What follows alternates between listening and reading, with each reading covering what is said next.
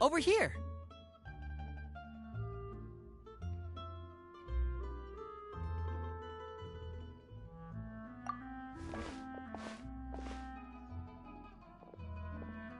To borrow one of the more popular turns of phrase at the moment, this appears to be quite the fated reunion. Running into you two out of the blue like this has really made my day. I certainly wasn't expecting it. You can say that again. What brings you to Poisson? Wait, Paimon's got it! You must be here for one of your magic shows, right? Actually, we've run into a bit of trouble on the home front, so Father arranged for us to stay in Poisson for the time being. Oh, are Lynette and Fremine here too? Yep, along with most of the other members of the House of the Hearth. You may have noticed Poisson seems a bit more crowded than usual. So you're saying nearly the entire organization has moved to Poisson? Sounds like you've run into way more than just a bit of trouble. What's really going on? Well... Since the two of you are so curious, perhaps I can fill in the gaps. You scared Paimon half to death! Father, you're here. You know... On second thought, maybe we don't need to know? It's all probably super confidential House of the Hearth stuff, right? We totally weren't trying to pry or anything. No need to be nervous. I could sense your genuine concern from your conversation just now. Of course, I can also understand your confusion. Sending so many Fatui here to Poisson, it's only natural that some might suspect an ulterior motive to be involved.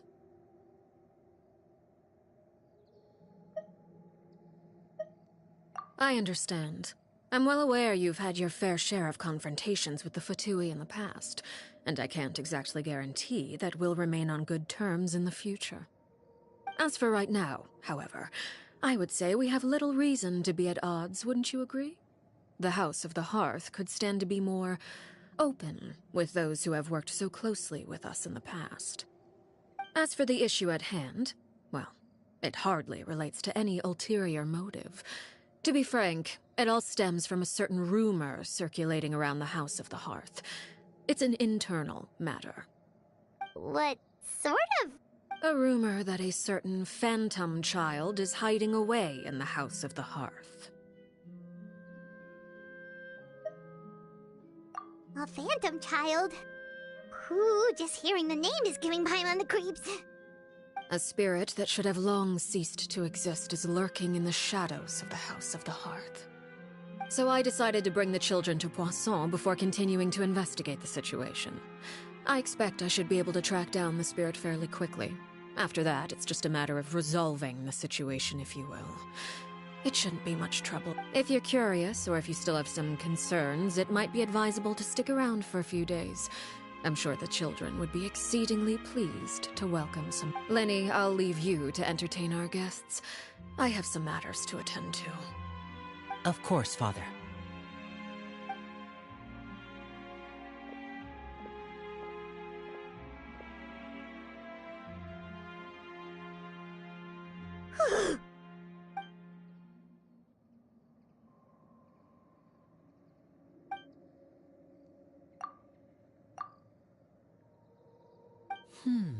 It has long been a dream of mine to invite you to our home and introduce you to my other siblings. You're quite well known in the organization already. A lot of people have been talking about you, especially after everything with the prophecy. If you're willing, why don't you stay a while and have a little chat with us? Alright. We don't have anything else to do right now anyway. But let's be clear, we're just gonna be there as guests, okay? Don't get any funny... Oh, wait a second. For your guests, that probably means we'll be treated to lots of yummy food, right? Of course. During our stay in Poisson, we've been helping out the locals with some fishing. We bring in quite the bounty every day. In fact, today is the perfect chance for me to show you what I can do in the kitchen. Let's go. I'll take you to where we're staying.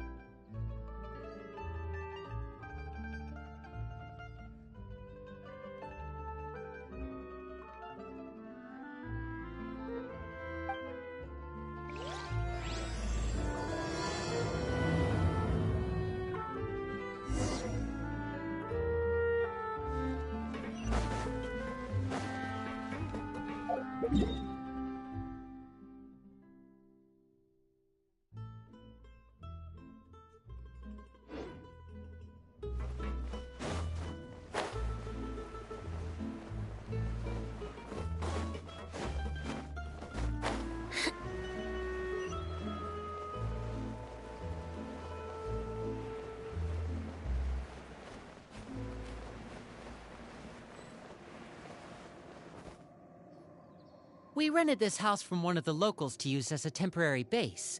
I'll come back later and tidy up a bit. After that, it should be all ready for you to stay in tonight. Awesome, thanks! So, where are we off to now? Well, when I happened to run into you two earlier, I was actually in the middle of distributing some supplies. With this many people staying in Poisson, we have to bring in outside supplies every now and then.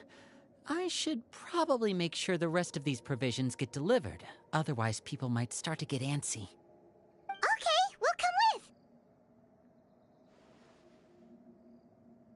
There are all sorts of rumors about your organization floating around out there. Paimon's not sure if she could even take a wild guess as to what's true and what's not. But now that we finally have the chance to see a day in the life of the house, we can take a good look at how you operate! Well, you're more than welcome to come along. Just follow me.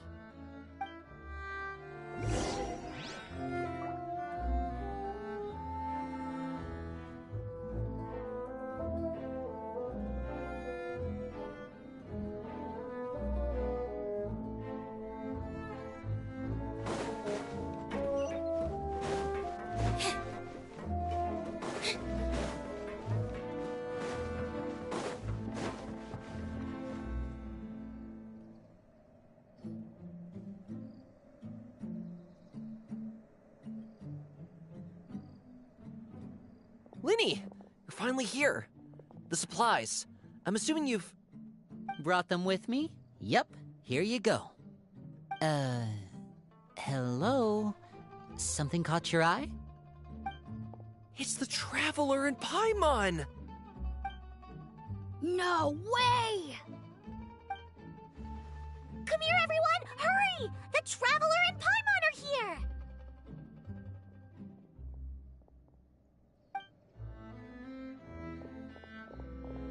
One at a time, please. Don't crowd around them all at once. We don't want to scare off our guests now, do we? Oh, it's all right!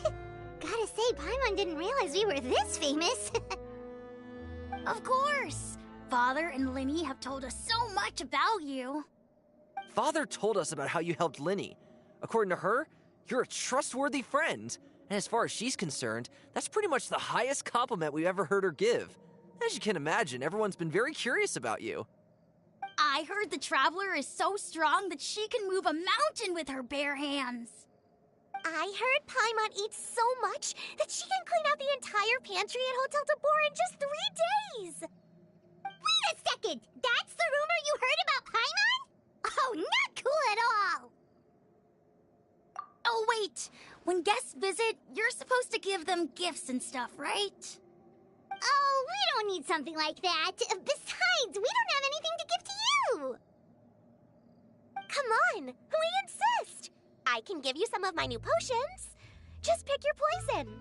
And by that, I mean medicine or actual poison. I've got both. Huh? Or maybe Shaplo can teach you guys about stealth. He's super good at it. He's never been caught. Ah, now that's not a bad idea. I know you usually prefer to fight head-on, but it never hurts to expand your bag of tricks, right? When it comes to eliminating your enemies, staying quiet can go a long way. Trust me, I would know. I was poisoned not too long ago, and I'm still dealing with the after effects. So I'm not quite as good as I was before, but I could still give you some pointers. Wait, when you said gifts, Paimon didn't think you meant poison and stealth tactics. But those are the best things we can give you. You don't like them? Ooh, how about this? Tell me the name of someone who really annoys you, and we'll teach him a lesson for you. All right, Fold Selwar. I think that's enough suggestions for now. When it comes to being a good host, it's the thought that counts. You don't need a physical gift to make our guests happy. In fact, pestering them with suggestion after suggestion might make them more annoyed than anything. I would say your enthusiasm has certainly gotten across. Really?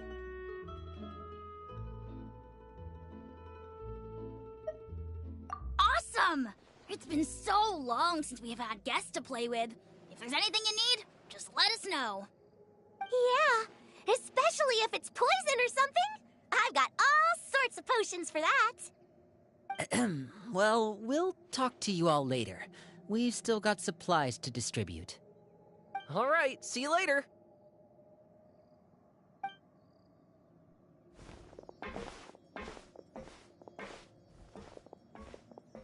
Bye!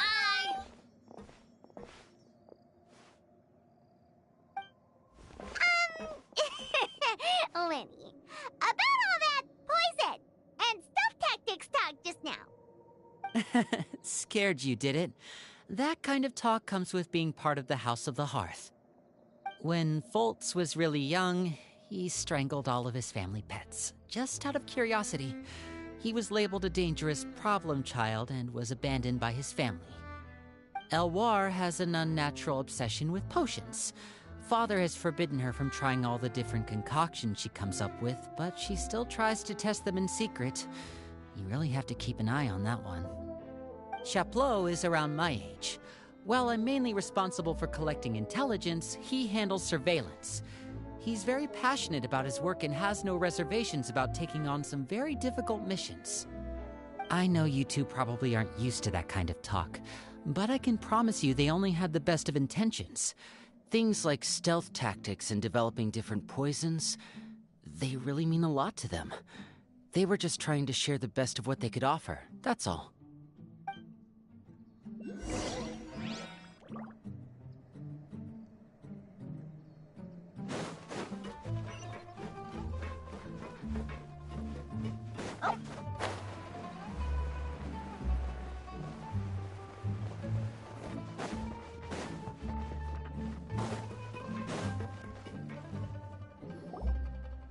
Filial, supplies are here. Thanks. And who are these two? Outsiders? Allow me to introduce you. This is the Traveler and Paimon. Oh, you're the famous duo I've been hearing so much about. It's nice to meet you. I heard you've traveled to all sorts of places. Is that true? Of course! We're making our way all across to that!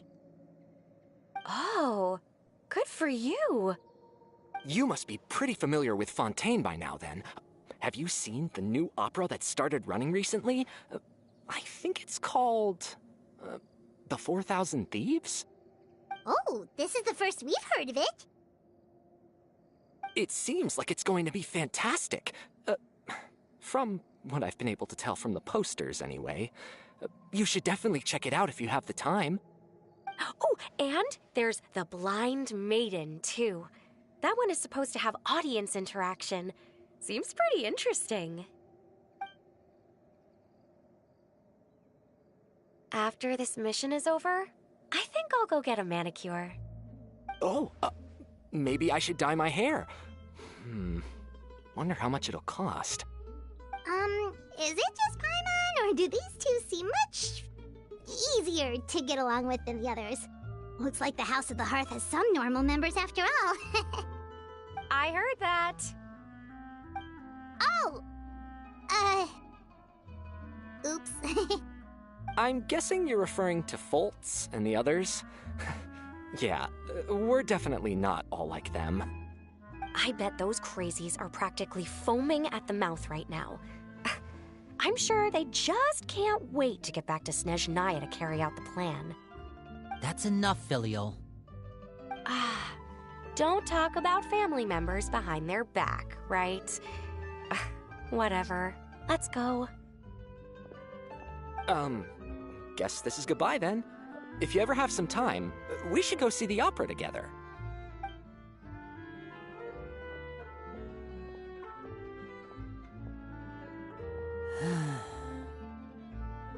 Well, that's it for the supplies. we should probably head back as well.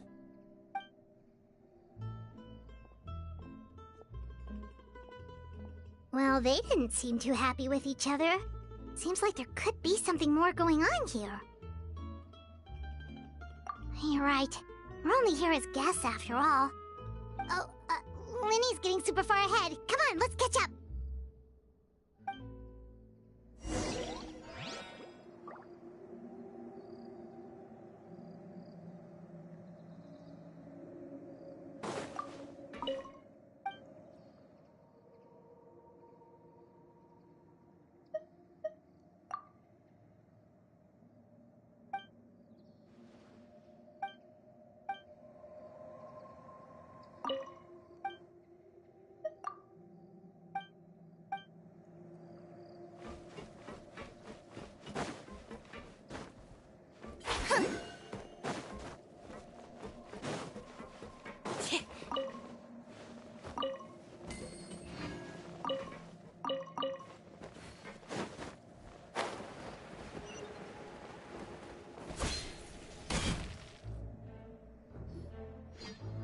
So, what do you think of the members you've met so far? Well, Father is always encouraging us to be strong-willed and independent. So if there's one thing we've got, it's people who aren't afraid to speak their mind. Well, I should probably get cooking. Wanna join? Of course! Then let's head out and... Huh? Fremine? What are you doing here? Well, Fremine! Nice to see you again! Oh, you too. I heard you're here as guests of House of the Hearth. Welcome. We were just going to make some food. Why don't you come along? I could use some help in the kitchen, and I seem to remember you mentioning you wanted to make seafood soup for the traveler in Paimon. Seafood soup? Oh, Paimon is drooling already. Were you looking for something just now, Fremine? Maybe I can help. It's nothing. I just wanted to see if there were any extra supplies. Yeah, we've got some left over. What do you need? Some food and water, and some clean cloth, if possible. No problem. Give me a second here. Food, water... Wait a minute. What do you need all of those for? You're not on any missions as far as I'm aware, and you were just going to come eat with us. So what's this all about? I thought I'd grab an extra portion because I get hungry at night. Could be because I'm growing, you know, and... Fremine, you remember what I told you? You're not like me. Your lying skills still need some work. Tell me what's going on. Is it really bad enough that you have to keep it from your own brother? Maybe it'll be better if we gave them some space. This is the first time I've seen that kind of look on your face. Whatever happened, does it have something to do with Father? Yeah. Just follow me.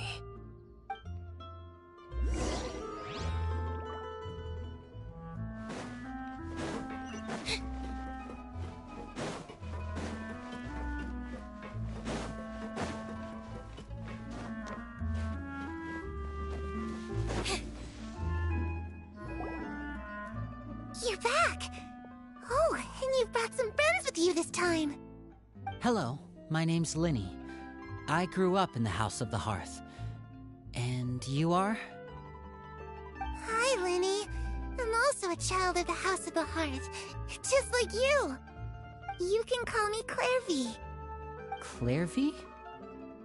It's nice to meet you. Does that name ring any bells, Linny? No, not at all. That's not a name we have on our roster, I'm sure of it. What I'm not sure of, though, is how she managed to sneak in. She must be the phantom child Father's been searching for. From the looks of it, I'm guessing you were the one that found her, Fremine. You, haven't told Father, have you? No, I haven't told anyone. I've just been keeping her hidden. For how long? About half a month now.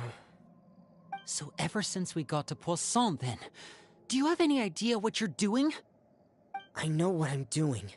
Really? 'Cause from where I'm standing, it looks like you're hiding the very person Father has been trying to find. If Father finds out about this, everyone involved is going to be punished. You know the rules of the house, Fremine. I know you do. Father doesn't tolerate any form of betrayal. So why are you doing this? I've thought it through. And I just can't hand her over like that. Linny, don't you remember last year? Sheplo nearly died after getting poisoned during that one mission. He wasn't able to get back before the poison started taking effect, and not a single person was there to help him. That night, while I was sleeping, I heard a voice telling me to go save him. I opened my eyes, but I couldn't find the source of the voice. I thought maybe I was just hearing things, but I went to look for him anyway. Luckily, I got there with enough time to save his life. That feeling of being haunted, of hearing voices, it's happened many times in the House of the Hearth. I'm sure you've noticed. So what you're saying is, that was her? She was the one who spoke to you that night? Unless there are other spirits roaming around the House of the Hearth, I don't think there's any other possibility. If Clairvy were our enemy, it wouldn't matter whether she was a spirit or an actual child. I would have acted without a second thought, because that's what Father ordered us to do. But she's been living with us, helping us from the shadows all this time. I think that makes her family. I couldn't just hand her over to be dealt with. Not when there's so much we still do. So what's your plan then? You can't keep her here forever. Someone is bound to find out eventually. I haven't thought that far yet. I don't want to disobey an order from Father, but I also don't want to put Clairvy in danger. Come with me. There are a couple things I'd like to say to you in private.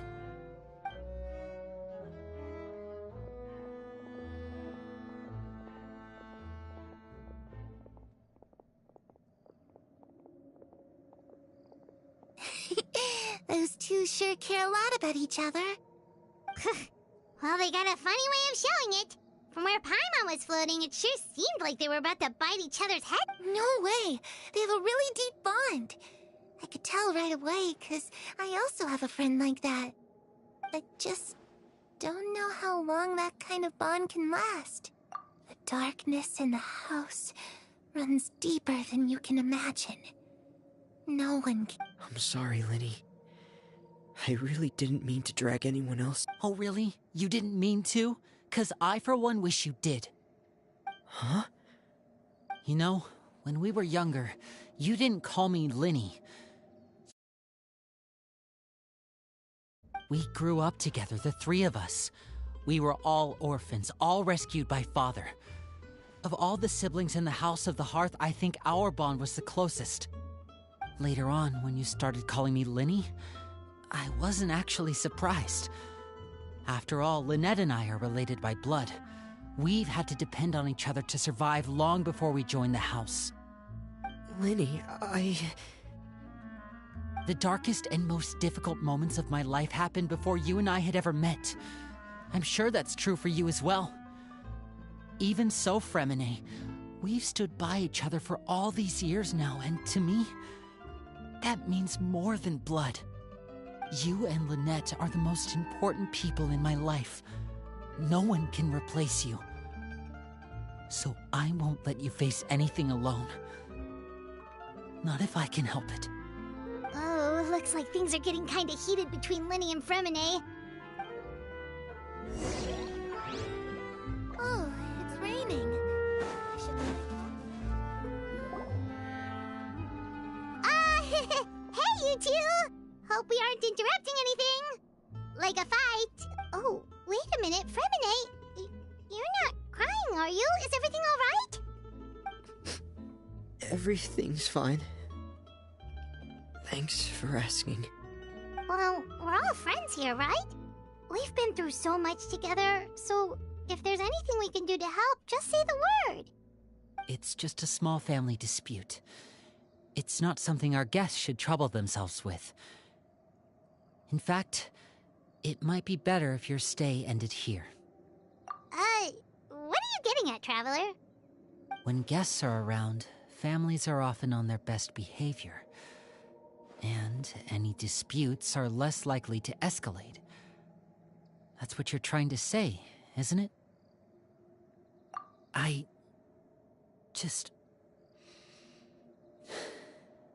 Thank you. I was really hoping to keep you out of it.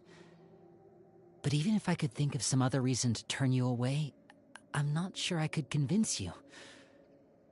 I know things could turn dangerous, so I promise you this. From now on, I'll protect you like my life depends on it. Me too. Well, back to the matter at hand then. If we don't plan on handing Clairvy over to Father, then our only other option is to solve the mystery of her identity before Father is able to track her down.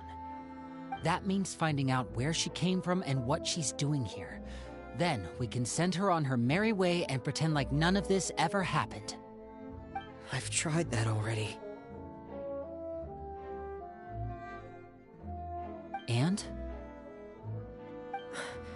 And... nothing. I tried taking her somewhere really far away, but... after some time, she just reappeared. She even came with us all the way to Poisson. It seems like wherever the house is, she follows. I don't know much about spirits. Do you two have any ideas? Let's see here. Paimon remembers hearing something like, if you fulfill a spirit's last wish before they died, they'll let go of whatever's keeping them here and return to the ley lines. Oh, it's just that Paimon doesn't really remember where she heard that, so it's not guaranteed to work or anything. Well, sounds like it's worth a shot. Guess that means we should go ask her about her wish. But first, Fremine, I need you to promise me something. What is it? I need you to promise me that this will stay between the two of us. We're the masterminds behind this whole thing. No one else gets involved. Can you do that for me? Of course. I promise. All right. Then let's seal the promise just like when we were kids. Fist bump on 3. Ready? 1, 2, 3. I swear.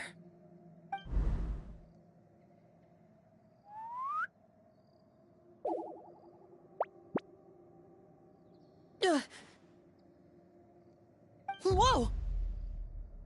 Lynette! But what a surprise!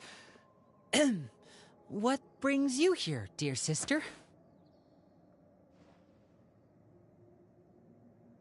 And, when exactly did you get here?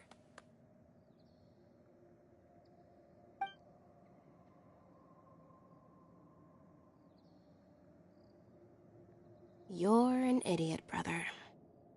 Um... And you too, Fremine.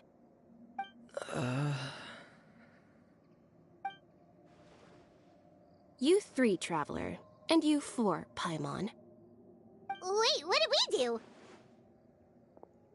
I've seen Clairvy around the House of the Hearth before. I hadn't seen her in Poisson, so I figured she must not have come with us. But it turns out, you were just hiding her. I heard you talking about your plan. Rather than steering clear of the situation, I'd rather fully join in.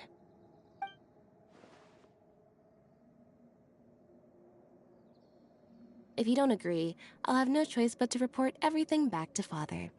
Simple as that. You're not giving us much wiggle room here, Lynette. Well, I guess we're all in this together then. After we talk to Clairvy, we'll figure out our next move. There's no time to lose. Let's go.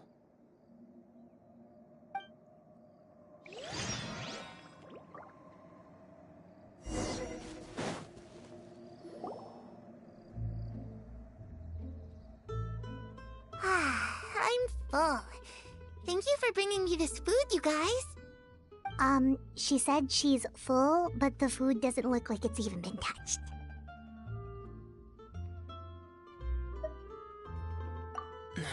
That's right. Based on what I've been able to observe, it doesn't seem like Clairvy can interact with the physical world at all. Still, when she's presented with food, she'll always linger around it for a good little while. Maybe, in her mind, she really is eating those things. Does she know that she has already passed away? I've tried to ask her, but she didn't answer. My guess is that she's just as confused as we are. Or... maybe... Clairvy, if you've got some time, I'd like to ask you a few questions. Sure. Oh, another new friend. Hi, I'm Clairvy. Hello. Clairvy, how did you join the House of the Hearth? Huh? Isn't it the same for everybody? The knave brings you here and then you can't leave. It's just that your name, it's not on the roster. And I've never seen you before. The roster? Oh, I get it now. I think there might be some things you don't know about this place. The people in charge, they're not as nice as they look. They say they keep a roster, but it's not complete. There are a lot of people who aren't on it, and never will be. In this house, some people are family, and other people are just test subjects. Those kinds of people aren't ever going to get a place on the roster, unless it's the roster of people who've been executed. Wait, does that mean the knave... Is there anyone that can vouch for you? Perry. She's my best friend. She's the only one I trust in this place. Have either of you heard of that name before? No. Me neither. Clairvy, Perry. Neither of those names are on the roster. But it seems like she's telling the truth. Either that, or this kid's already got a bag of tricks bigger than mine. Maybe we should try a different approach. Clairvy, do you have a wish? A wish? It can be anything you want. Just imagine. It's your birthday, you're blowing out the candles, and your wish is...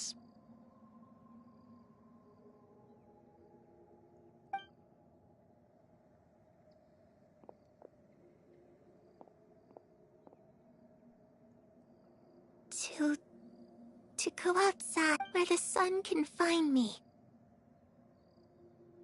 That's... it? Well, that sounds easy enough. The darkness in the house runs deeper than you can imagine. No one can get out alive.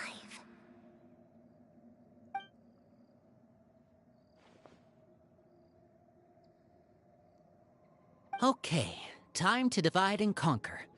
Listen up, I've got a plan. I'll try and find a way to use basic illusory magic to take Clairvy outside and bring her somewhere with sunlight. Lynette, try and find the list of executions that Clairvy was talking about, and see if her name is on it. Fremine, you stay in Poisson. We can't be the only ones who've had run-ins with Clairvy. I need you to collect intel on everything she's said and done. Understood. I'll try my best. What about us? What should we do? I really appreciate your willingness to help, but this is a family matter. I don't want to drag you in too deep. It's too risky. Let me think. Since Father considers you to be guests, maybe you could stick by her side for a little while. You don't need to do anything except keep up some nice, casual conversation. Ah, Paimon gets it. You want us to distract her. I'll give you a magic bird. If Father suspects something, all you need to do is release it when she's not looking, and it'll alert me that something's wrong. Of course, that's only as a last resort.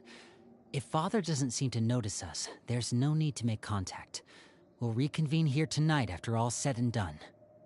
If the worst-case scenario happens and we're discovered, just tell Father everything.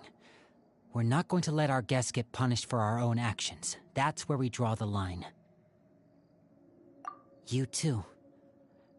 Okay, this is where we part. Father should be at the beach nearby.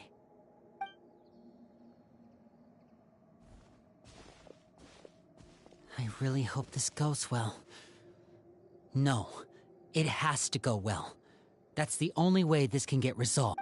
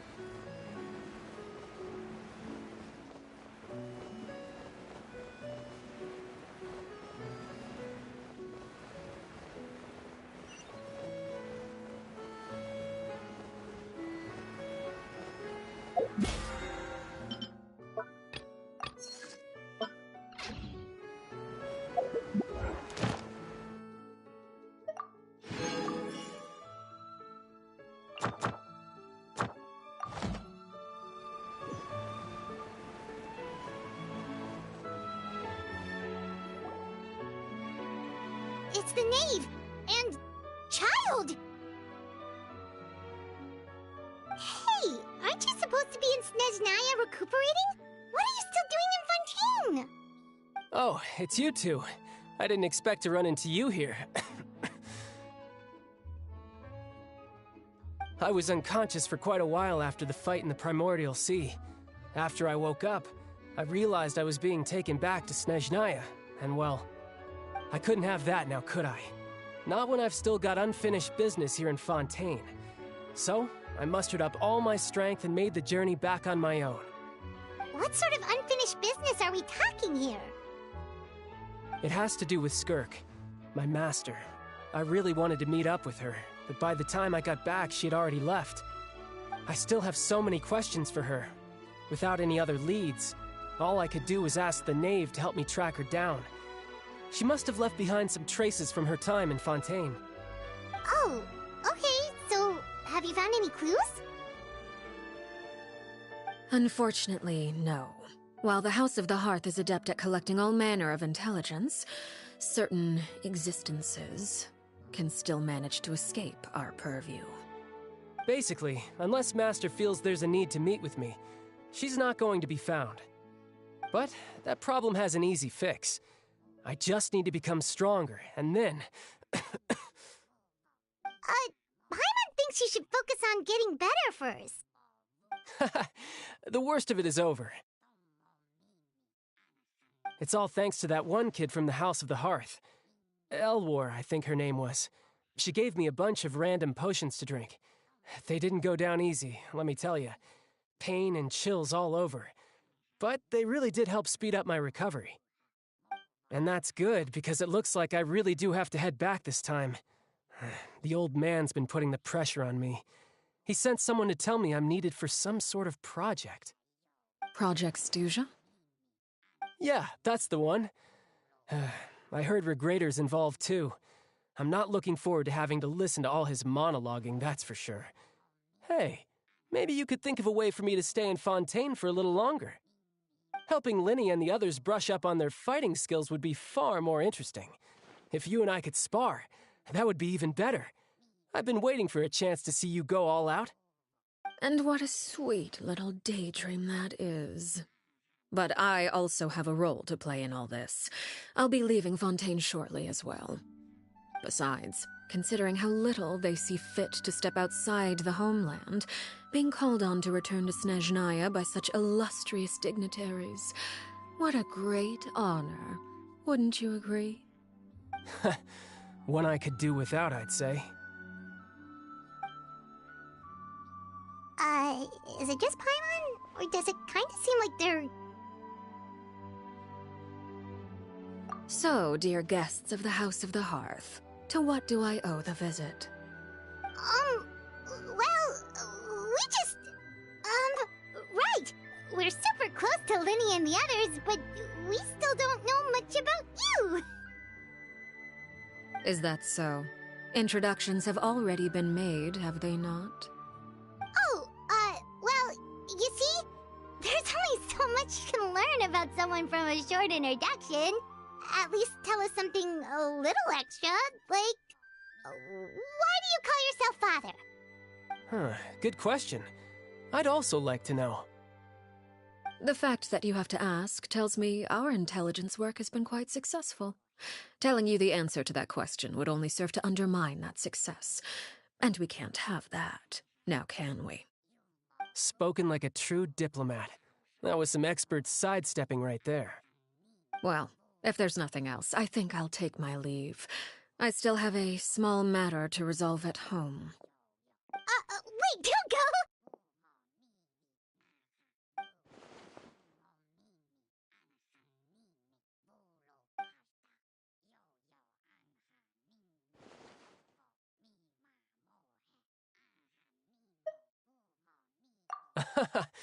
I'd also like to hear the answer to this. I've met some of the members of your organization, and they all seemed like really good kids. They actually reminded me of Tonya and Tusser. Which, by the way, if you ever betray them, I'm just letting you know, I won't let you off easy. And why would I betray them? Well, you've already betrayed the House of the Hearth once, haven't you? At least, that's what I heard.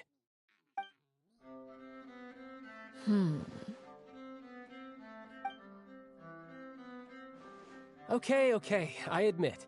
That's just what the old man told me. The rooster, I mean.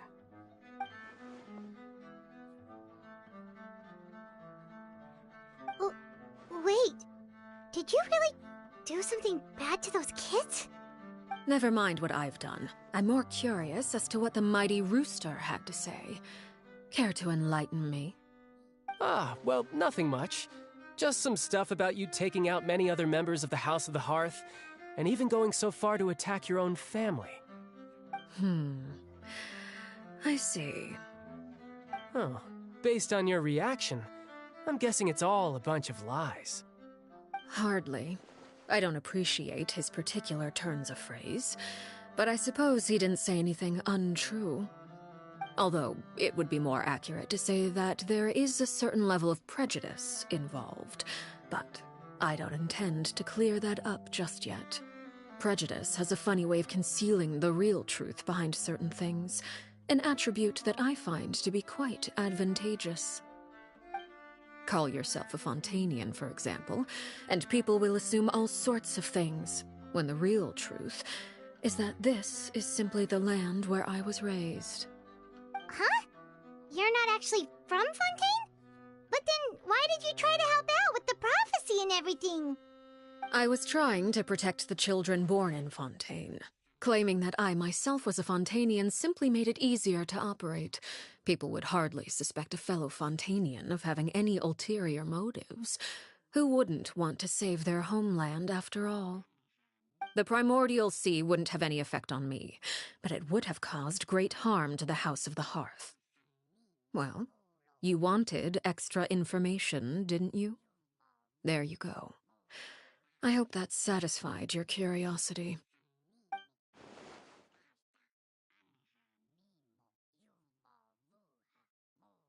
So, you stayed in Fontaine for the kids.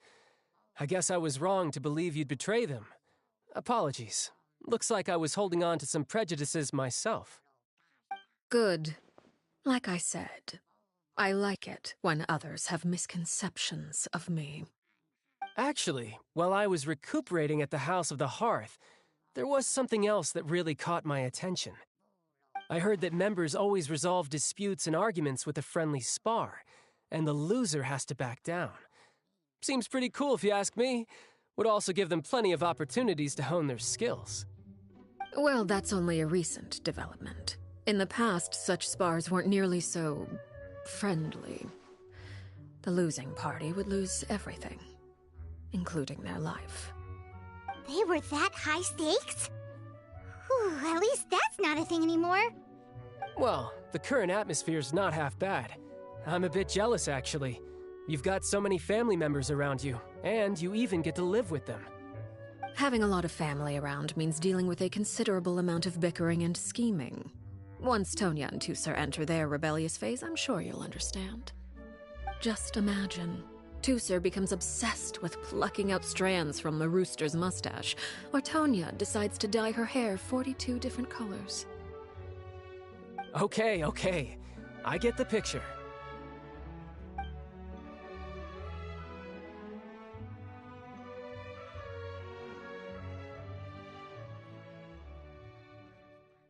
Well, would you look at the time? I should probably get going. Traveler, Paimon, I'm not sure where our paths will cross next, but the next time we run into each other, we should definitely try and find some time to spar. Again, maybe this is a conversation we can have when you look less like you're gonna keel over. All right. Well, thanks for everything, Arlecchino. No thanks necessary. You also played a part in obtaining the Gnosis. I would say we can call ourselves even. I like the sound of that. Well, I'm off. See you all some other time. We should probably get going too. Do you want to head back with us? Oh? You want me to leave so soon? Oh, well, you see, I'm rather enjoying the evening breeze. If you don't mind, I think I'll stick around for a bit. I have some things to think about. Apologies for not attending to you like a proper host. Please forgive this slight. I do hope you'll have a pleasant stay. We managed to keep her distracted until nightfall. Good thing Child was there to keep the conversation going. You don't think she suspected anything, do you? Oh, I wonder if Liddy ran into any issues. Let's hurry back and see how everything went.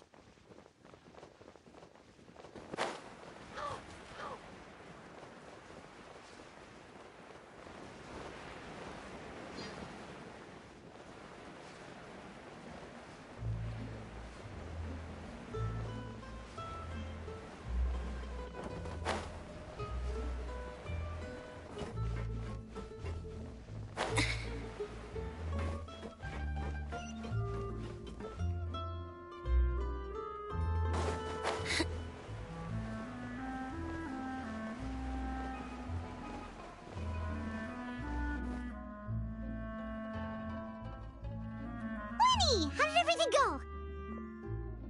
Well, long story short, we ran into a small issue.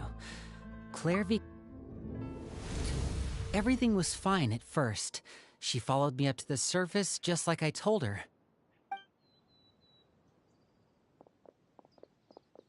But as I led her out of the shadows and into the sunlight, she vanished.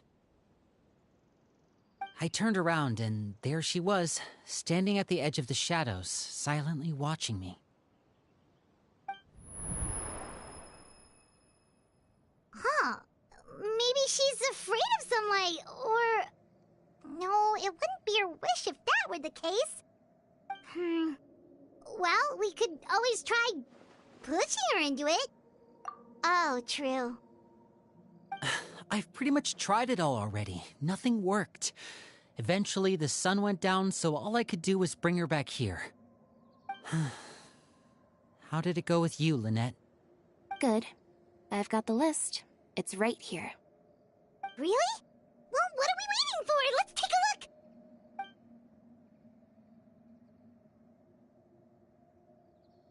Oh, that's a lot of pages. Oh, it's gonna take forever to get through it all. We can each take a section. Here. La Pouillade, l'endroit, Champ...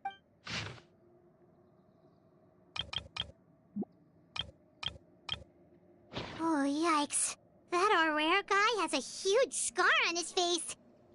I've met him before. The scar is from an injury he received during a mission. I still remember him joking with me about it. He said any future lover would take one look at him and then lose all interest. Did he say anything else? Well, I asked if there was someone he was interested in. He said no, and that's where our conversation ended. It was only later that I learned he really did have someone he liked. He risked everything to escape so he could be with her, but it didn't work. One day, Father asked to see him, and... Wait, so that means... It may seem cruel, but it's just one of the rules of the house. Betrayal is not to be taken lightly. We know too many secrets to come and go as we please. So, if you do try to leave, you pay with your life.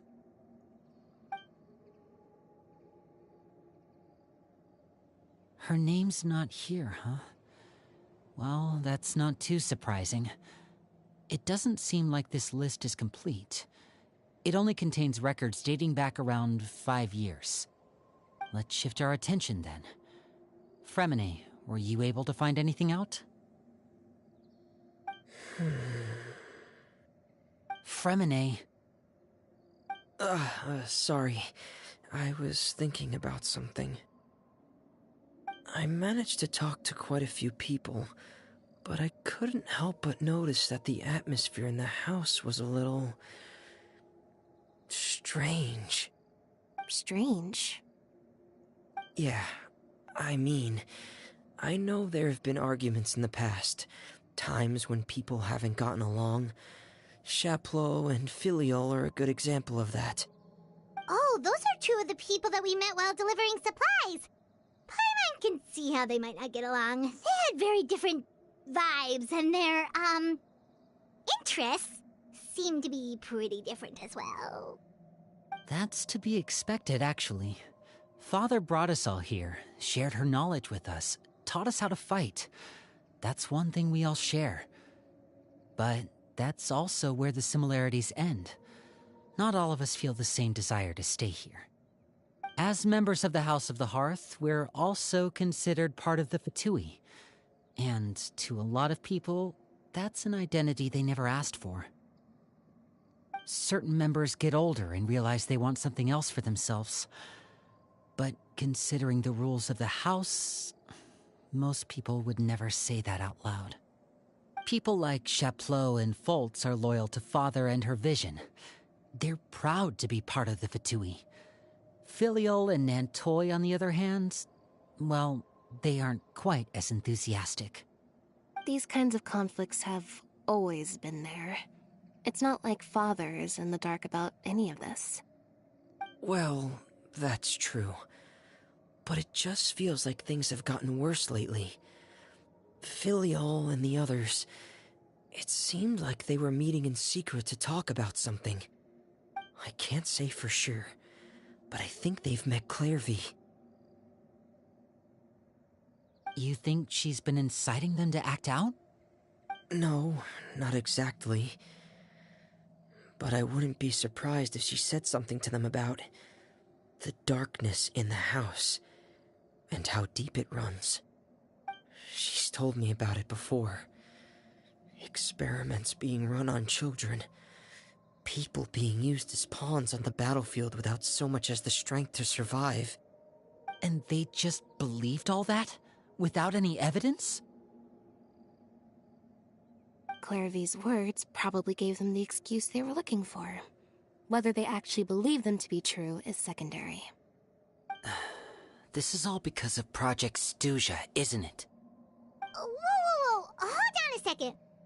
What's this Project Stuja all about, huh?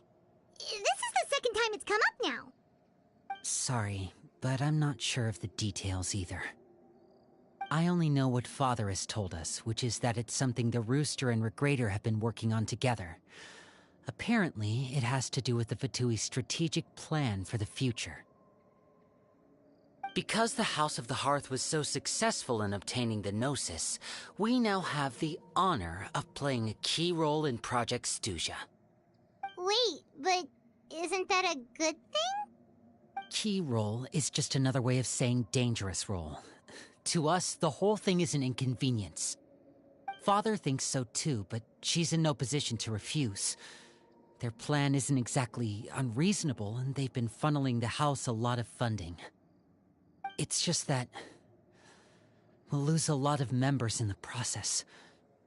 Participating in the plan, it's an honor in name only. What they're really trying to do is subdue us. The existence of an intelligence organization outside their control makes them feel uneasy.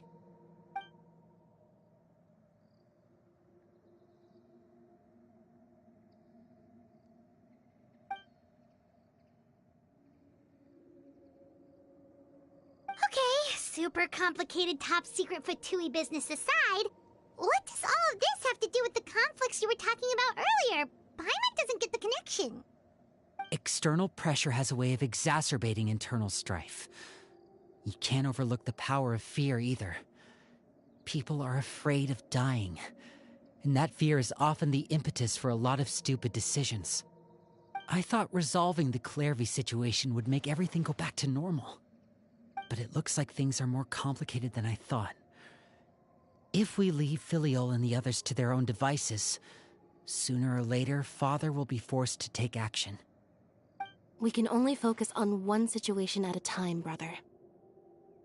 You're right. Even if we confront Filial and the others, it won't do any good. It might even make matters worse. We should focus on Clairvy for now. Well, it's getting late. We should head back and get some rest. We'll try again first thing tomorrow. Lynette, you stick with me this time. Fremine, keep a close eye on Filial and the others. Make sure they don't do anything they'll regret.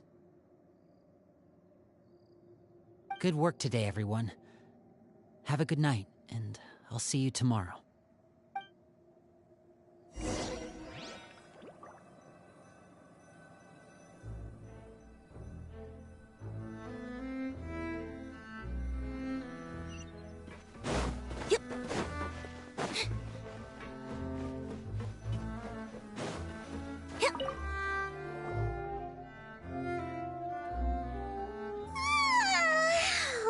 I'm always looking forward to an early night, but she can't sleep at all. Hey, you don't think the knave will be too angry with Lenny and everyone if she finds out about all this, do you? She's even scary when she smiles. If she were to actually get angry... Ooh, you have to protect Paimon if that happens, okay, Traveler?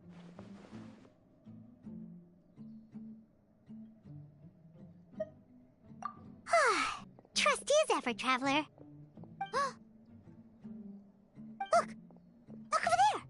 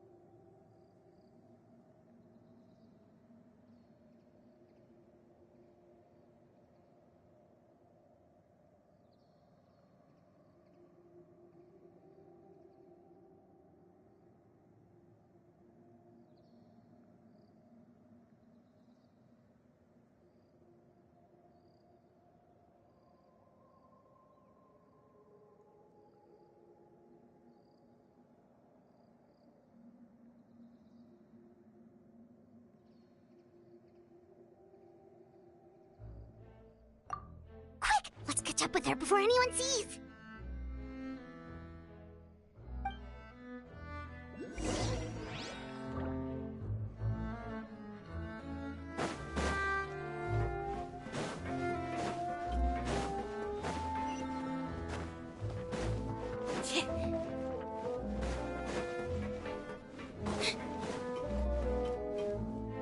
Over there!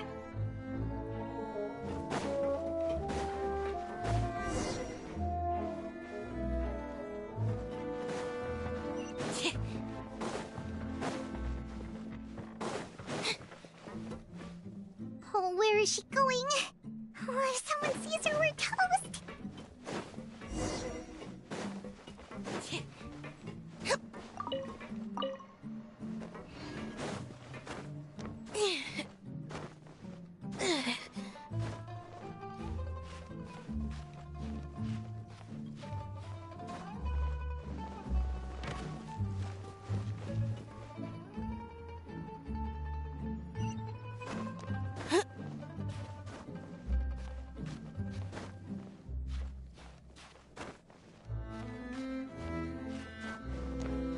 Oh, look! She stopped!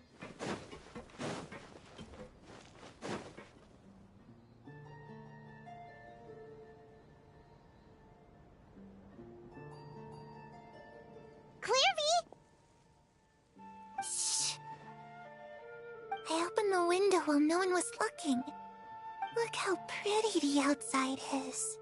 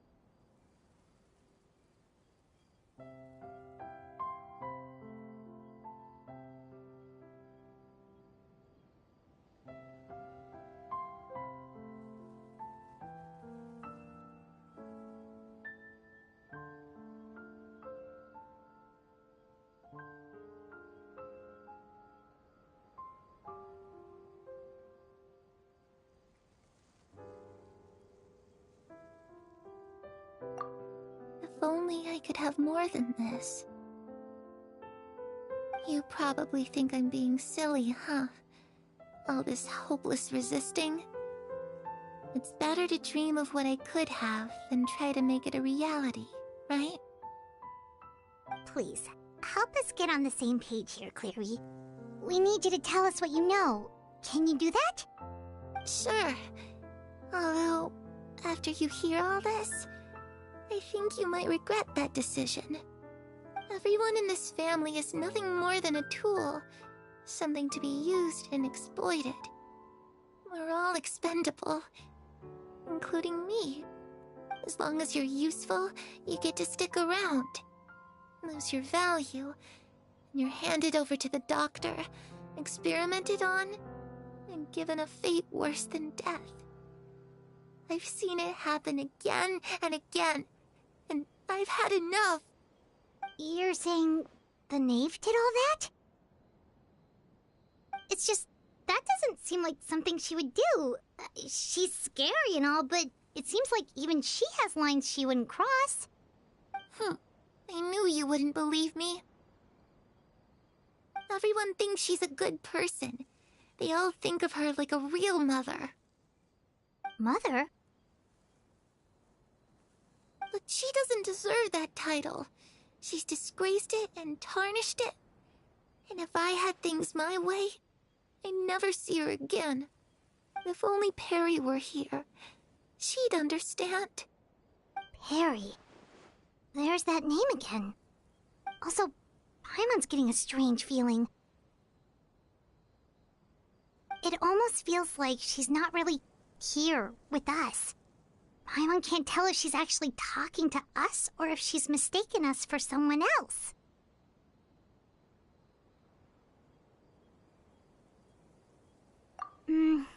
Well, in any case, it seems like she really needs someone to talk to. We should keep her company for a little longer. She looks so young. But it seems like she's been through a lot. It's getting windy. I should close the window. Ooh, look at the moon. Isn't it pretty? Hey, wanna hear a secret? I heard that if you look up at the night sky in Snezhnaya, you can see the aurora. It's supposed to be super pretty. Even prettier than the moon tonight.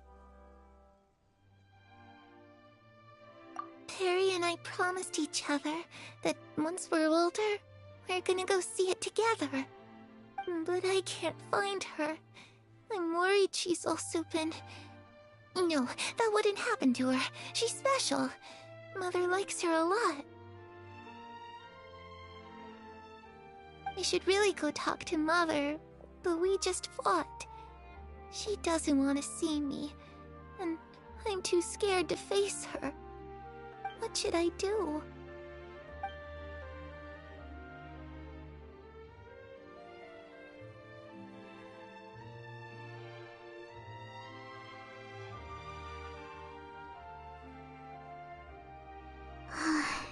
Paimon really doesn't understand what's going on with her. Well, let's head back. We've got an early morning tomorrow.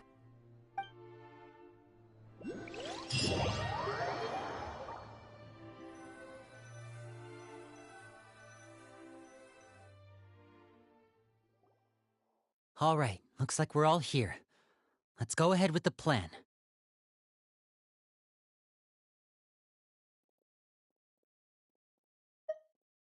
Oh? What is it?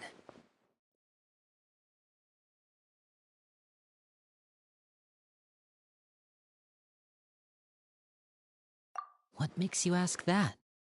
Well, we kinda ran into Clairvy last night, and that's what she told us. We met the doctor back in Sumeru. He's super dangerous, and he's done all sorts of bad things. It's possible that Father and the Doctor have had certain dealings, but I don't think Father would work with him. We're not really on the same side, so there's not a lot of trust between them. That doesn't exactly set the stage for a successful partnership. I did hear, though, that when Father first became a Harbinger, the Doctor offered to work with the House of the Hearth. Father rejected most of his proposals, except for one. It had to do with some sort of secret experiment. Secret experiment? Could that be what Clairvy was talking about? I don't think so. I don't know any details about the experiment itself, but I do know it's an entirely independent operation. The doctor only proposed a direction for the research.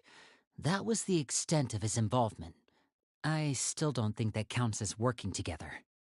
The details of the experiment are confidential, but complete records are kept on all participants.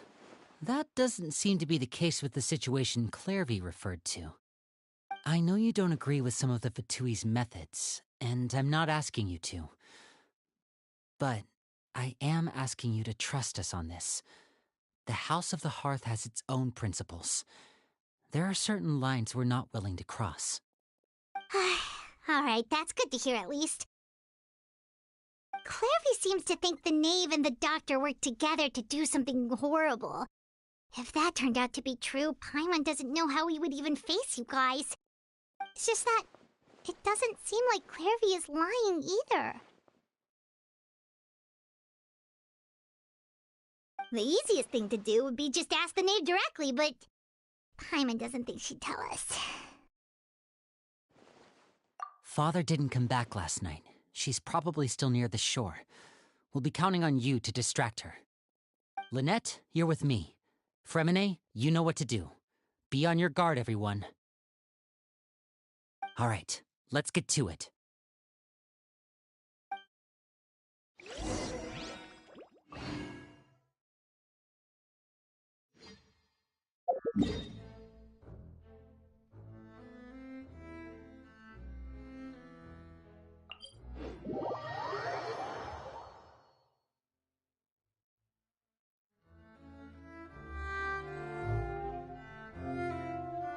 Seems Lenny is saying some strange things again. It's really worrying.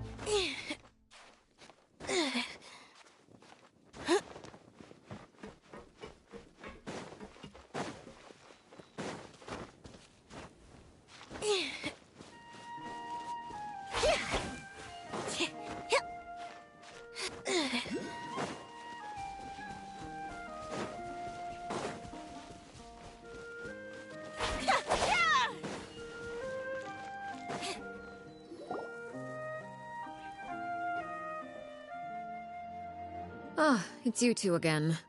I must say, you look a bit pale. Did you have trouble sleeping last night? A little. Perhaps if you had less on your mind, you'd be able to absolve yourself of such troubles. So what are you planning to do now? Catch up on some sleep? Or should I give you some time to rack your brain for a topic to discuss before I ask any questions?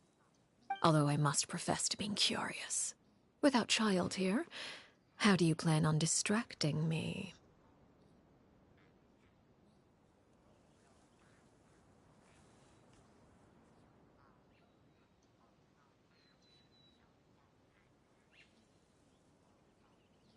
Us? Distract you? A good one. but no, we were just here for a chat. Looks like you could have used some extra time to think. No matter. If you don't have any other plans, why don't you accompany me somewhere? Don't worry. I'll be sure to steer clear of any scheming children. The ocean breeze is sure nice today. Children always think they can hide things from the grown-ups. But nothing gets past me. Least of all a little scheming. I think I'll let them have at it for a little longer. I can be very patient. Well, I'll leave you to think things over. If you're so inclined, meet me outside the Palais Mermonia. Good things come to children who do as they're told. So I do hope you decide to tag along. If only for your friends' sakes. What should we do? She clearly knows about everything we've been doing, and Paimon doesn't think it'd be a stretch to say she was threatening us just now.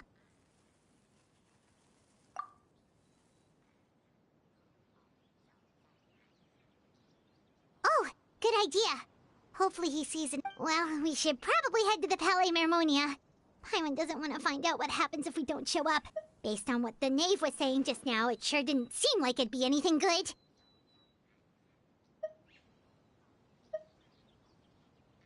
Okay, then we probably shouldn't keep her waiting. It seems like Lynnie and the others are on thin ice, so let's do our best to not get them in any more trouble.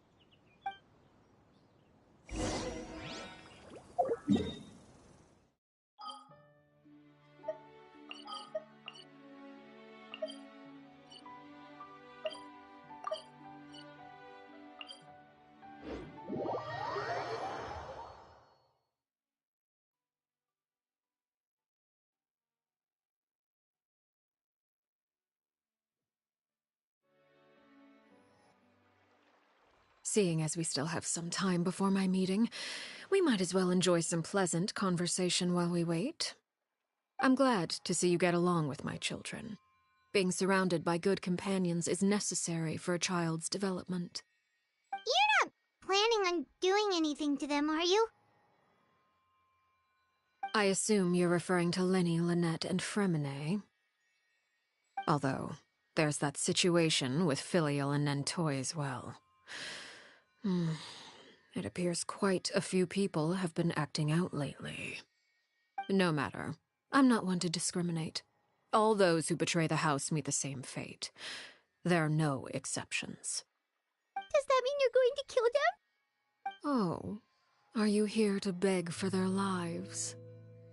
I'm sorry to disappoint, but the rules of the house change for no one. In my organization, everyone is responsible for their own actions. But don't you care about them at all? They really respect you. They even call you father. You must feel something for them. Any organization in which feelings come before principles is one destined for ruin. The House of the Hearth is hardly an exception. You could say our principles are more stringent than most. Perhaps I can offer you this consolation at least. As our guests, you two will not be held accountable along with them. I would imagine Lynnie, Lynette, and Fremine will be able to keep their lives. As for Filial, Nentoy, and the others, I'm afraid there's little I can do. They can try to escape, but once you know our secrets, there's no getting out alive. But that's awful. Ah, you seem concerned. Out of consideration for my guests, I suppose I could turn a blind eye for a little longer. If Lynnie and the others manage to dispose of Clairvy in the meantime, all evidence of their wrongdoing will be lost. In that case, I could hardly punish them for something I couldn't prove. If their efforts are unsuccessful, on the other hand, all will be held accountable, and the punishment will be severe. Of course. Oh, and here, I believe this belongs to you. Do try and keep better track of it next time. It takes a considerable amount of time to train a bird like this. It would be such a pity if you were to lose it permanently. Wait, where did you get that? Well, I'm afraid that's all the time we have to chat. Now, for the matter at hand. I asked you to meet me here because I have business at the Palais Mermonia. It has nothing to do with you, but I think it would be prudent for you to stick by my side for the time being. There will always be time later to run off and tell Linny what you've learned. Well, time to go. Looks like we wrapped things up just in...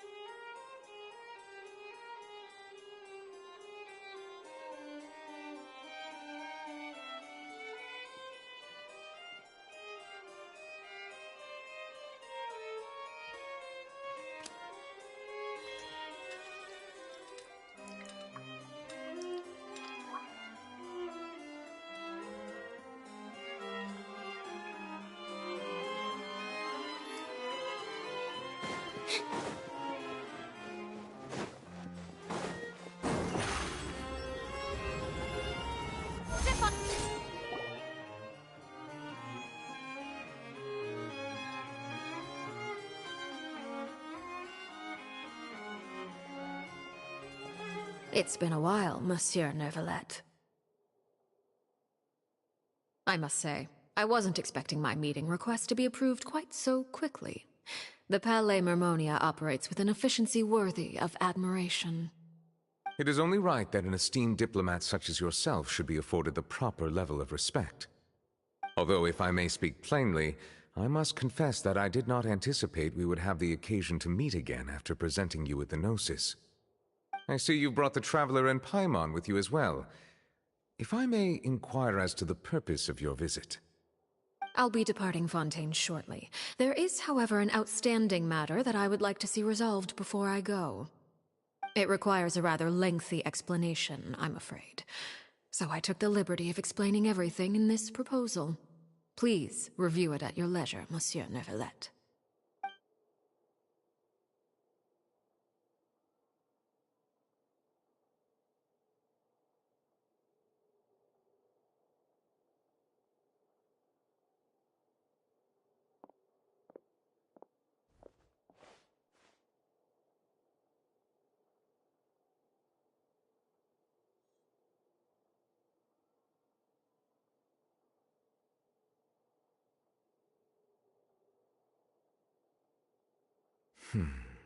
I understand your request. However, at the risk of causing offense, I must admit that I fail to see why you would wish for such a thing. I heard you have a certain fondness for water tasting, Monsieur Neuvillette, so allow me to use water as an analogy. A family is like a large body of water with countless rivers flowing in and out. As someone who watches over this system, I would hope that each river that flows from the source will eventually reach the ocean. Of course, objectively speaking, I know this is impossible.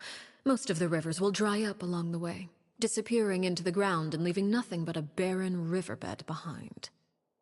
Not all rivers are destined to reach the ocean, but I would not see their existence rendered meaningless. I believe the water that flows within them is simply meant for a different destination, like a field in need of irrigation. Or perhaps the glass of a certain water-tasting enthusiast. Did you get any of that, Traveler?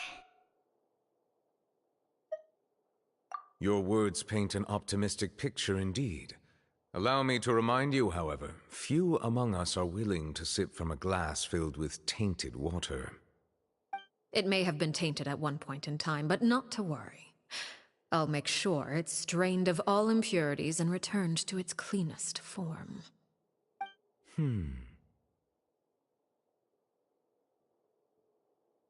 I seem to recall there being a transactional aspect to your proposal. Perhaps you could expound on that? If you accept my proposal, Monsieur Neuvillette, I will gradually withdraw my forces from Fontaine. And, unless absolutely necessary, I will no longer carry out any special missions within Fontaine. I presume I can take your words to mean that, in the future, cases similar to the Tartuffe assassination will cease to cross my desk? Tartuffe? Ah, that thief who embezzled funds from all those charities, you mean? My deepest condolences to his family, but without any evidence, I cannot imagine how the House of the Hearth might have been involved in his passing. Of course, if you accept my proposal, Monsieur Neuvillette, I'm sure certain measures could be taken to reduce the frequency of such troubles. You choose your words carefully indeed. In that case, I am inclined to accept your proposal. My thanks for your generosity, Monsieur Neuvillette. Well, with that settled, we should be going now. I took the liberty of bringing along 2 bottles of spring water from Snezhnaya for you to enjoy. I do hope I get the chance to hear your impressions.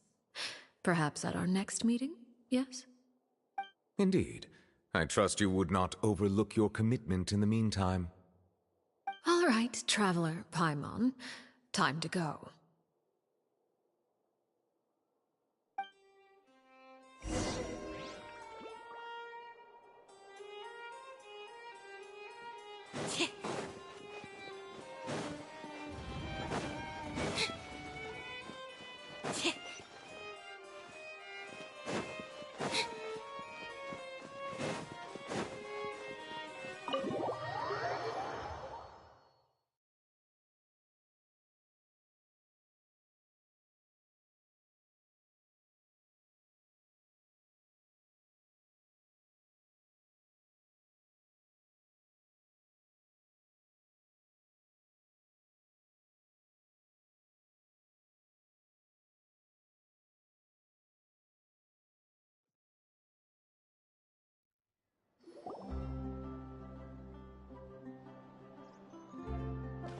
So, what exactly were you Paimon only heard you mention some rivers, a large body of water, and then some kind of irrigation scheme. You really want to know? I would imagine there might be more pressing concerns at the moment. Lenny, Paimon really hopes everything's going okay.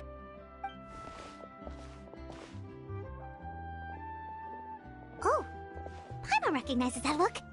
You've got your thinking cap on, don't you, Traveler?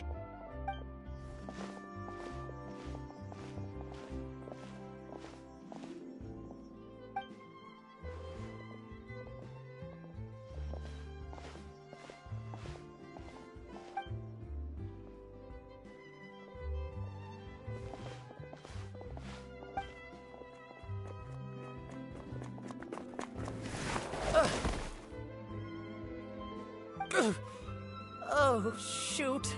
Are you all right? Oh, jeez. I'm so sorry. I was so focused on selling these papers, I wasn't looking where I was going. Well, let me make it up to you at least. Here, take this paper. On the house.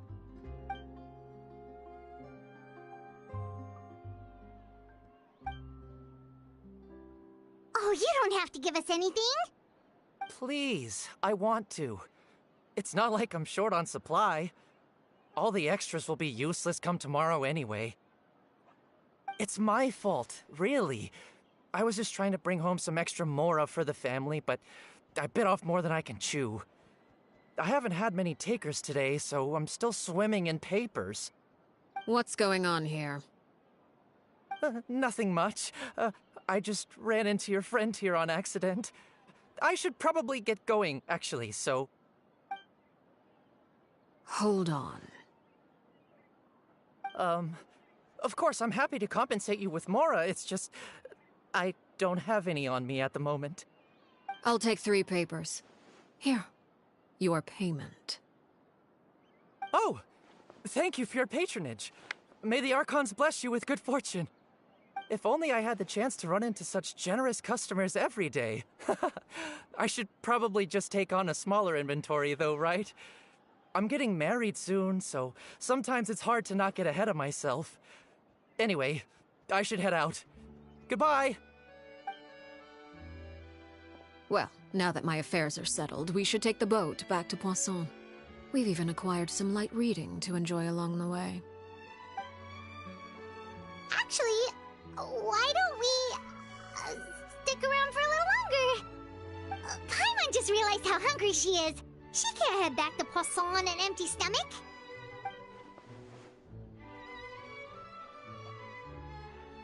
It appears you two are under the impression that delaying our return will somehow alter the situation in your favor. I'm sorry to ruin your fantasy, but your efforts are meaningless. That being said, I could be persuaded to give Linny some extra time. I just have one condition. If you agree to my request, I'll even answer some of your questions. You're quite curious about Claire V, are you not? And my relationship to her. Wait, why are you being so generous all of a sudden? You're not gonna ask us to do something bad, are you? You overestimate yourself. You don't have the talent for bad things. Then what can you possibly...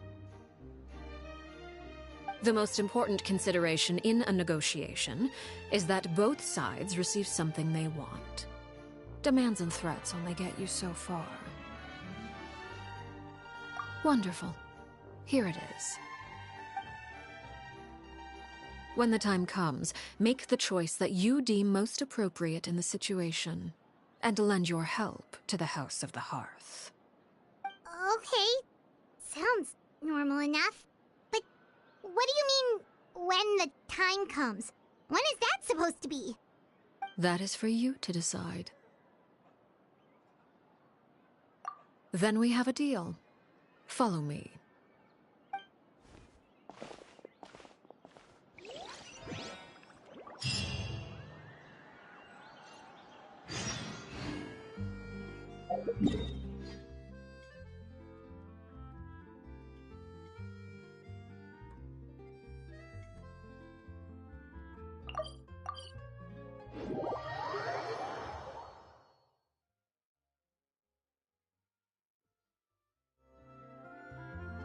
Tea is ready. Now it's time for a short rest.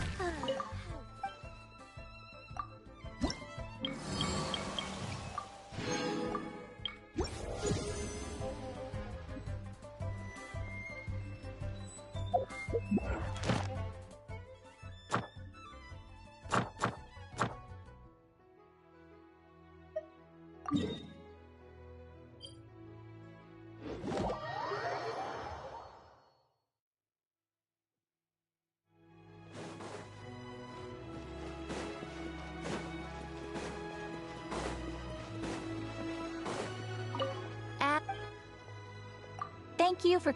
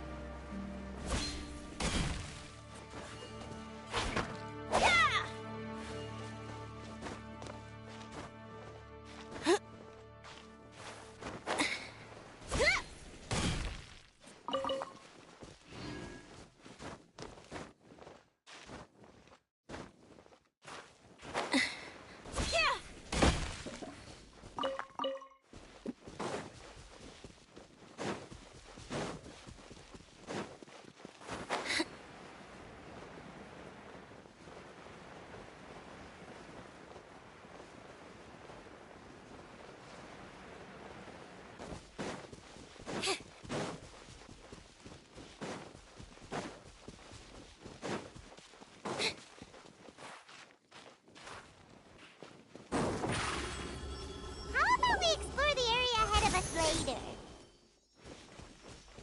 How about we explore the area ahead of us later?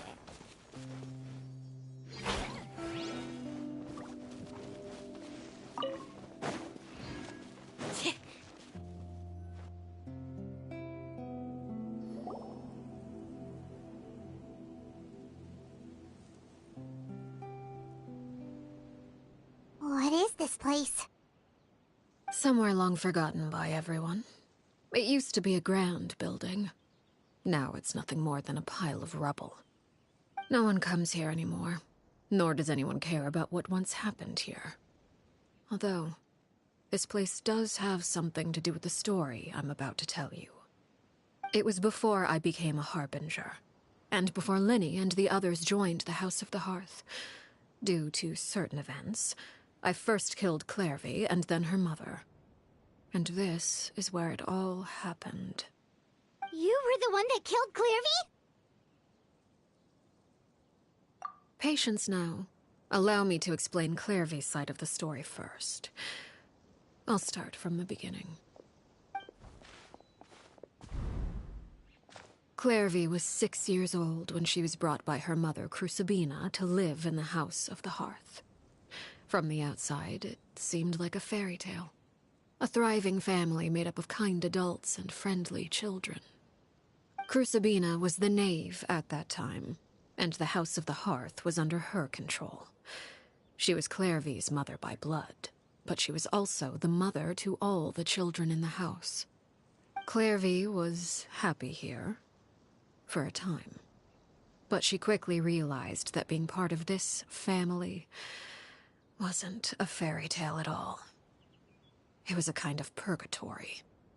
Purgatory? Exactly. The House of the Hearth takes in war orphans from all over Tevat. But as for how to raise them, that depends entirely on the person in charge. Crucibina came up with a novel idea. She would teach the children to fight, force them to duel each other, and then crown as the king of the house the child who proved themselves most worthy of inheriting her title.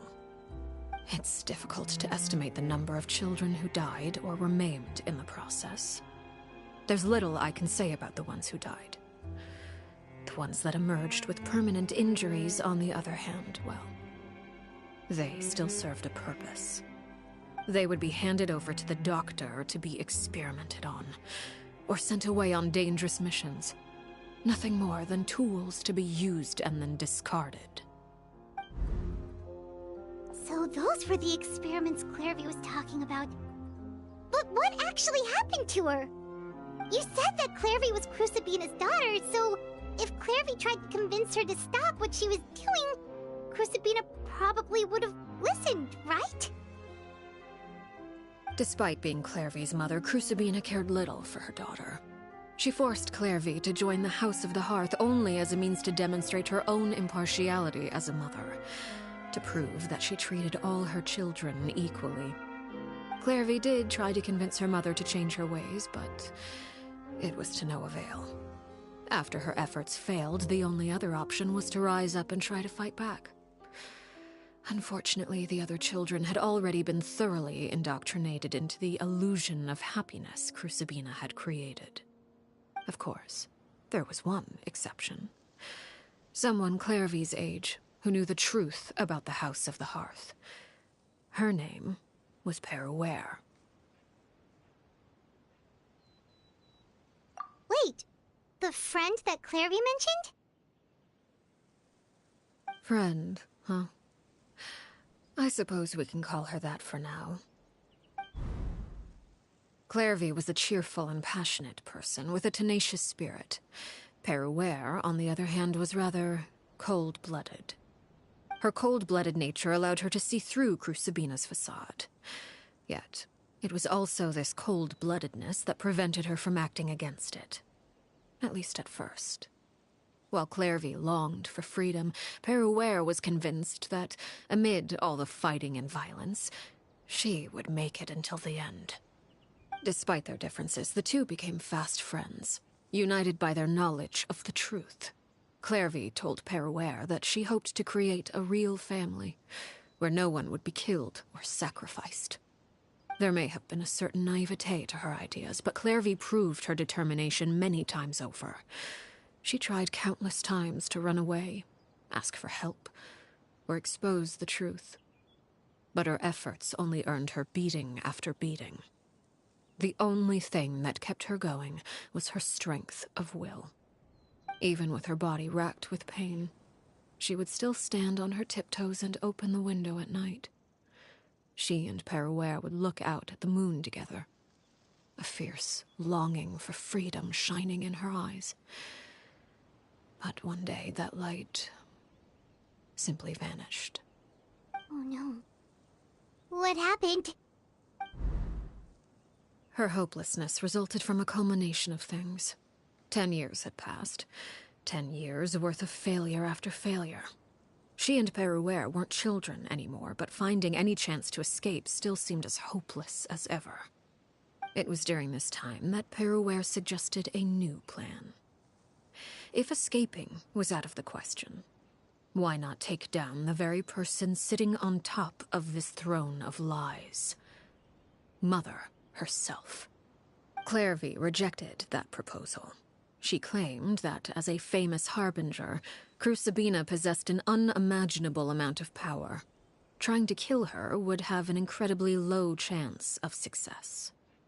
Clairvy never gave another reason, but Peruere could see it written all over her face. Clairvy still thought of Crucibina as her mother. Killing her own flesh and blood was a line she couldn't bring herself to cross. If she couldn't escape and fight back, then only one option remained. Precisely. Death was the only way that she felt she could be free. It happened during a duel. When she arrived at the dueling ring that day, her partner turned out to be none other than Peruere. The very person that had stood by her side all those years. It was a fierce battle. But ultimately, Clairvy decided to let Peruere end her life. From that moment on, Peruere's journey was one written in flames.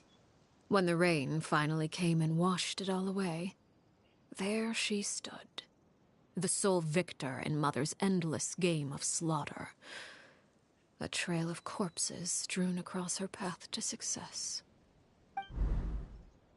It was the very result she had predicted 10 years prior. Even then, she believed she would make it until the end. She wasn't surprised by the fact that she emerged as Mother's undisputed heir. Rather, her success left her with an inexplicable sense of restlessness. She was unsettled, and there was only one thing that could quell that sensation. Perhaps you two would like to take a guess as— Crucibina, you mean? But...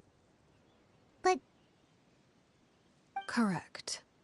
This is the place where Peruere killed her best friend. A mere year later, this is also the place where she fought tooth and nail to kill the mother they shared. The moment she acted, any conception of what was right or wrong ceased to matter. It's one of the principles of the house. Only those who survive get to write the rules. Peruere won the battle, and became a harbinger herself. After which Her Majesty, the Tsaritsa, bestowed upon her a new name. Arlecchino. So the Perry Clairvy was talking about... It was you all along. You're Peruere. Arlecchino... I left that name behind long ago. I must say, hearing it now does bring back memories. After I defeated Crucibina, the moniker of Mother died with her. I chose to forego the title she called herself, and even chose to give up my own name. I rebuilt the House of the Hearth under a new identity. Not only as Arlecchino, but as father. And that is where the story ends. Any more questions? Yeah. Based on what you just told us, Clairvy wasn't a little kid when she was killed. So the Clairvy we met... Was she really a spirit at all? I suppose you could call her an illusion born of flame. Her existence is like ashes to a fire. Something left over in the wake of blaze and ruin. You see, a certain power runs through my veins. It's not unlike a curse. My flames leave behind shadows of anything they consume. Of course, the chances of those shadows morphing into a sentient entity are exceedingly slim. Clairvy is a very special case. Clairvy died when she was 16 years old, but what emerged from the flames was her 6-year-old self. Her appearance wasn't the only thing affected. Most of her memories were lost to the blaze as well. Memory is a mysterious thing indeed. Losing a portion of your memories will alter your sense of self.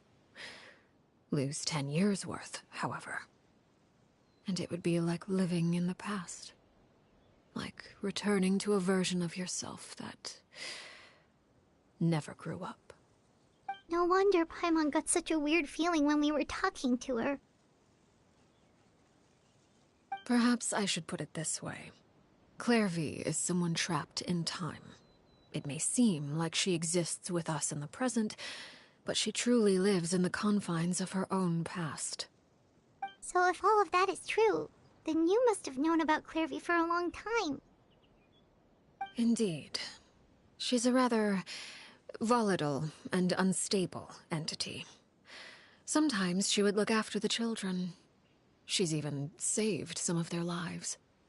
But other times, she would hide from me and become obsessed with revealing the truth about the house to anyone who will listen.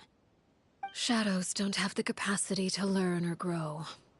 Any new information they encounter is quickly forgotten over time. Your attempts to expose Clairvy to sunlight, they failed, yes? The reason is actually quite simple. In Clairvy's mind, the house is impossible to escape, and it is this very perception that traps her there. But no matter. All I have to do is kill her again, and all will be resolved. I don't anticipate so much as a single speck of ash will be left behind this time. Wait! Paimon can understand why you might want her gone, but isn't there another way? So what if she's trapped in her 6-year-old self? She's still your friend! At least talk to her first! It's too late for that. She broke the rules, and now she must be punished. That goes for Filial and Nantoy as well. She's had quite the effect on them. I hope you understand. The difference between Crucibina and myself lies in our formulation of the rules, not our policy for enforcing them. Upholding the rules without question is a trait we both share, because that is how a household should be run.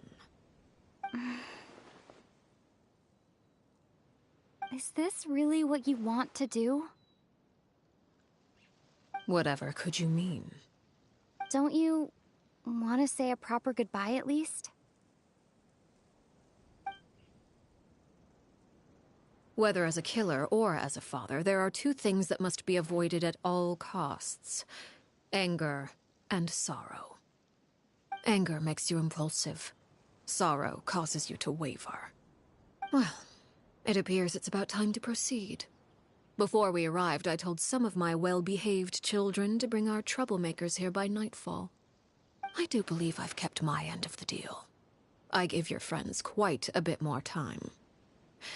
As for what happens now, we'll just have to wait and see.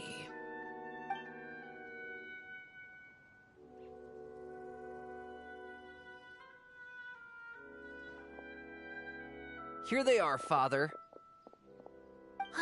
You gonna execute him? Seeing something like that would actually be a first for me. Lenny! I'm sorry. I heard about how you helped buy us more time. But I still failed. I couldn't find a way to fulfill her wish. Huh? Are you... Perry? Indeed, it's been a while, Clairvy. Perry! Shh. Stay right there. I'm sorry to postpone our reunion, but first I believe certain scores need settling.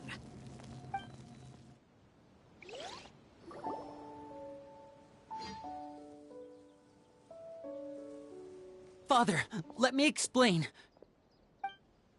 Out of my way. Father!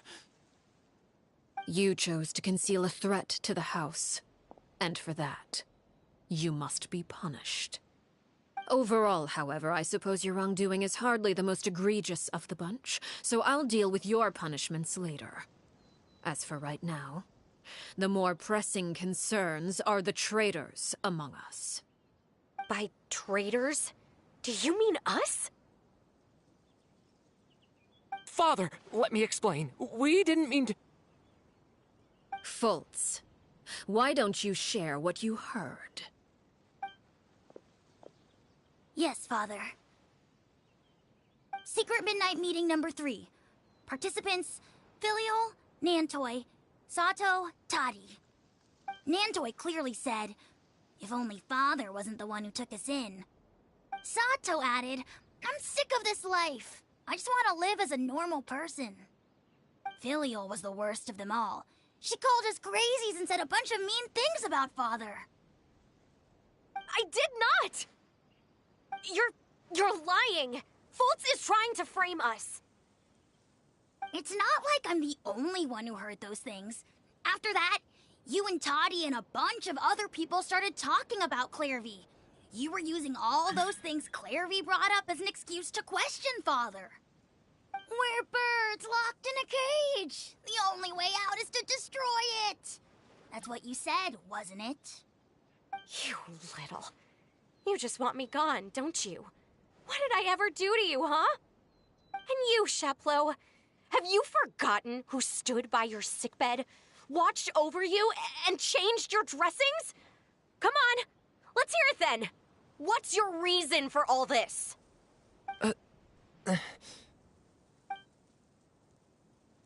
You're wrong, Filial. We don't want you to die. You're our family. Liar. You wouldn't be doing this if that were the case. So why? Why have you backed us into a corner? We all live in the House of the Hearth. You know the type of work we do, Filial. A single betrayal can cost dozens of us our lives. It's not like it's never happened before. That kind of thing is hard to forget. That's why the House of the Hearth cannot tolerate any form of betrayal. Ever since we came to Poisson, you've had 7 secret meetings. A lot of the things you talked about really crossed the line. You've been spying on us for half a month? Wait a second. Now that I think about it, the move to Poisson was just a way to make it easier to spy on us, wasn't it? Because we were all in one place. You've had this planned all along. Filial, Nantoy, I'm sorry. I owe you both my life. I owe Clairvy too. If it weren't for all your help after I got poisoned, I wouldn't be standing here today. If this were any other situation, I would do anything to repay that kindness, even if it cost me my life. But rules are rules. I'm sorry. My hands are tied.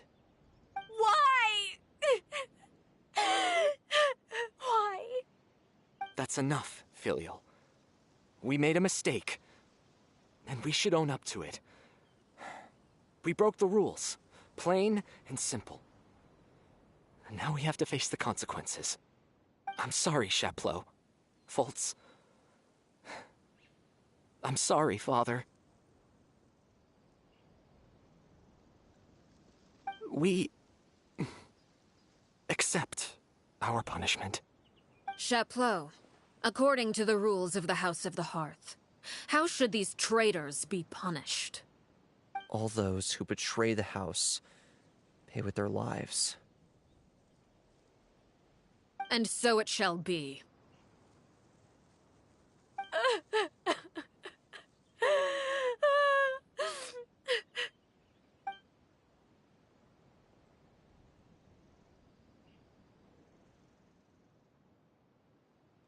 Father, please wait! Something you want to say, Linny? Please reconsider, Father. What Filial and the others did, does it really count as betrayal? We all come from broken families. From the very first day we joined the House of the Hearth, we wanted nothing more than to make it a real home. But the truth is, none of us know what a real home should look like. I'm not saying I have all the answers. All I know is this. Killing Filial and the others may uphold the rules, but doing so will only bring us further away from being a real family than we've ever been. So please, Father, please, reconsider. I agree with Linny. Father, please. Linny, you...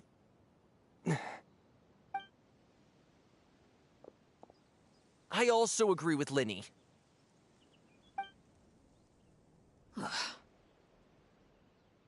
An order once given cannot be rescinded. However, given the extent of your determination, I suppose we shall have to go about this a different way. Draw your weapons. and face me. Our weapons? Father, are you referring to a duel? Precisely. The rules of the house will not be altered. Traitors must be punished. However, resolving disputes with a duel is also one of our rules, one that also applies to me. Demonstrate a sufficient showing of strength, and I shall offer a concession. Wait. Beat Father in a duel? Impossible. Father is way too strong, even for Lenny.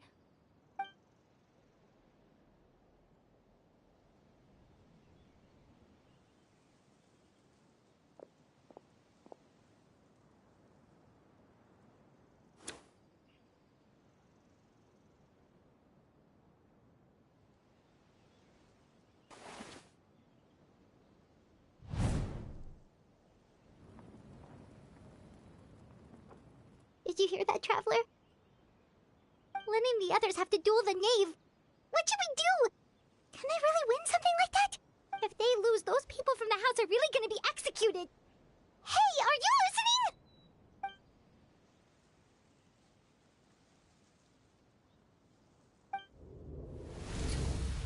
Don't you want to say a proper goodbye at least? Anger makes you impulsive.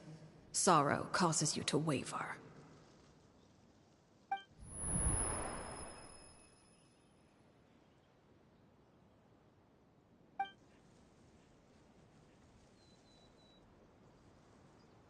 Oh, looking at that expression on her face, she seems really serious about this. Guess that means there's no chance she's throwing the duel on purpose, huh?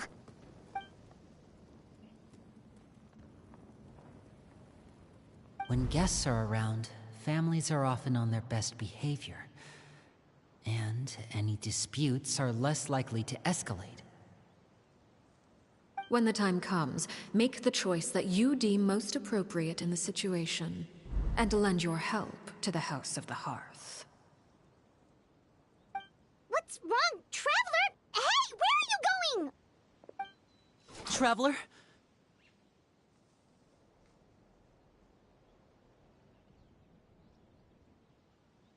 You're asking to join the duel against the knave? I'll allow it. We do have a ready-made dueling ring at our disposal, after all. All I would advise is this. Keep a firm grasp on your weapon, and give it your all. Any less, and you may just lose your life.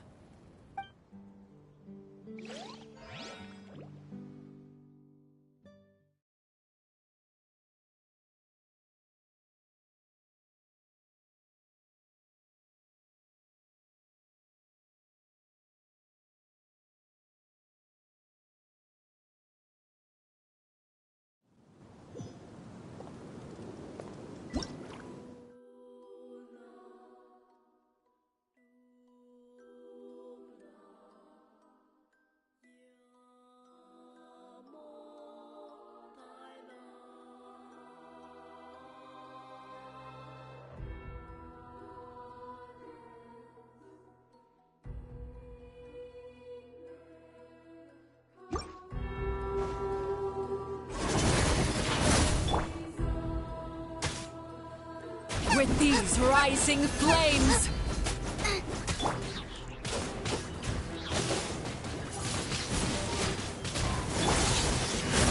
Now's our chance!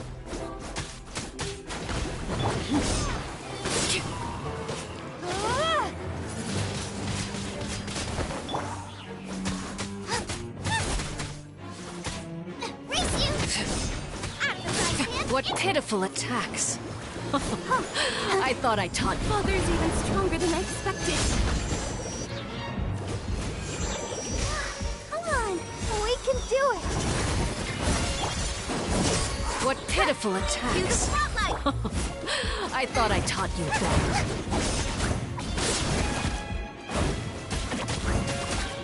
Look out! With these rising flames! What pitiful attacks! I thought I taught you better. Boba, get them!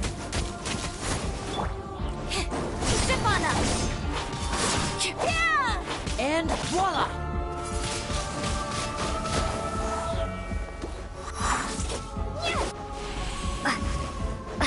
With the fall of darkness, destruction shall rise.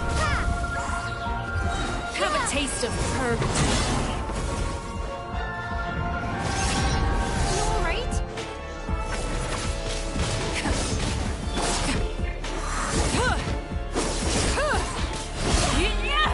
Let the magic be nice and spicy. Is it my turn now?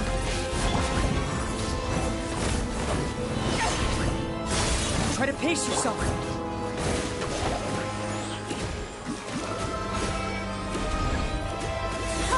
The countdown has begun. Like a fly tangled in a web.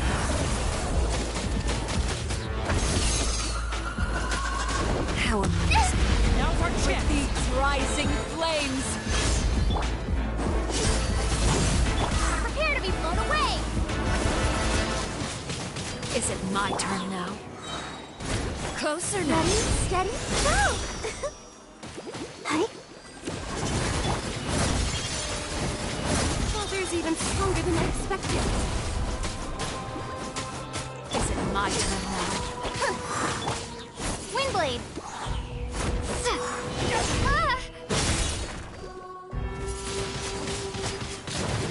Boba, get them! Look out!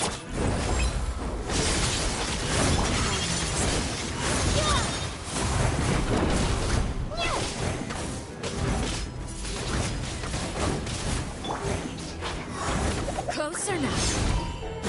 Nirvana. Is it my turn now?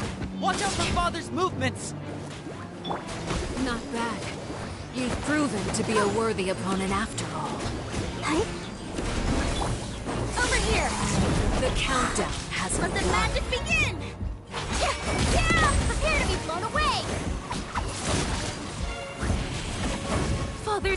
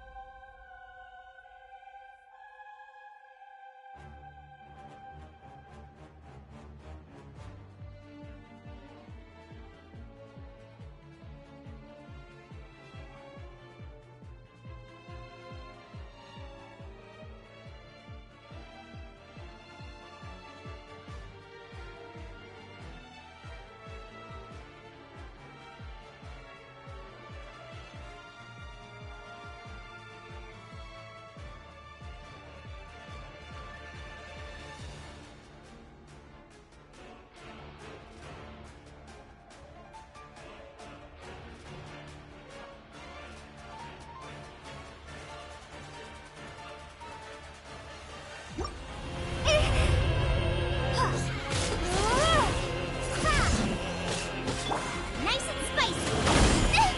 Now I'm really in a Who's next? Nirvana.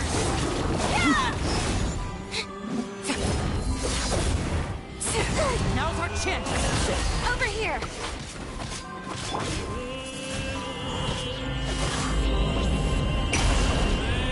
Let's see how strong the resolve truly is. Is everyone Who's next? starting to Watch out for Father's movements! The sun and moon have set. Only you remains. You struggle in vain. Over here. Yeah.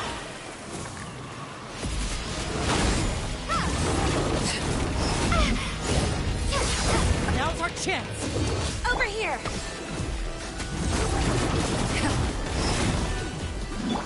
Surprise! Cue the spotlight!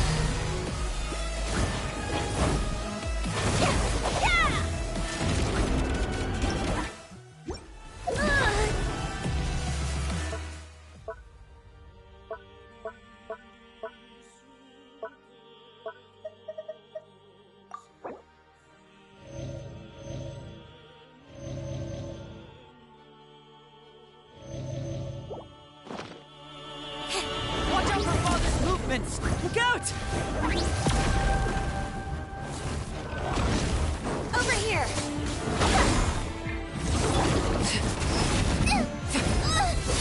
Get them! Out of the right hand, into the...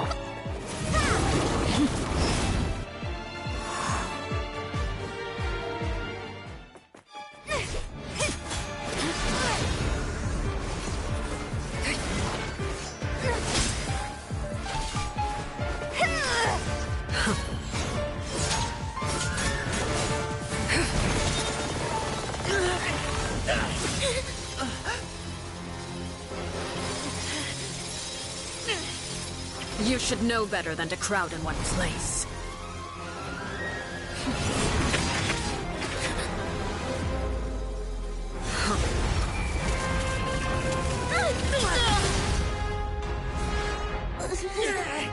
Oh, I know.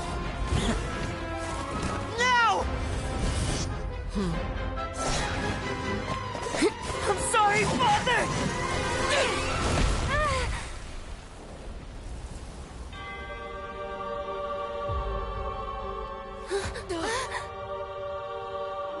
Sorry for what? This pitiful excuse for an attack.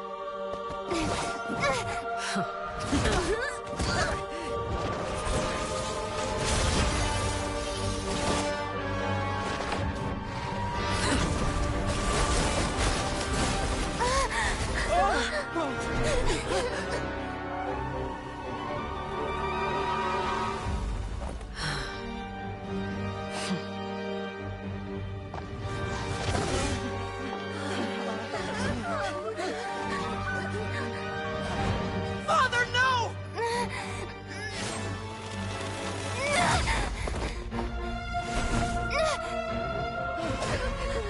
Made it out, did you? You're stronger than I expected.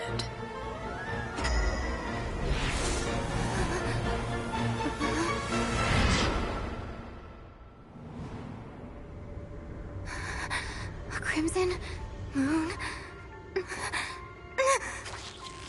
I can't move.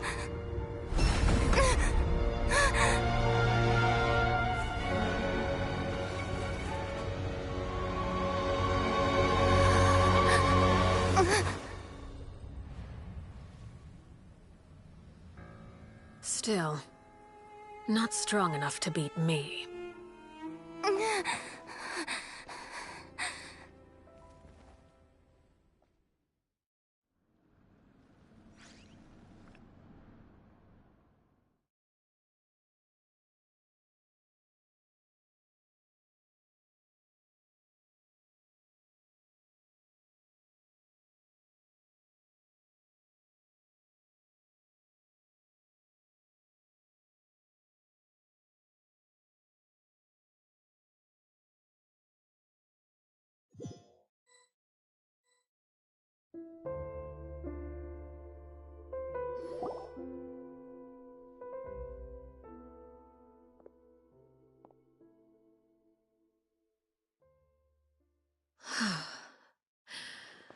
I believe we can end things here.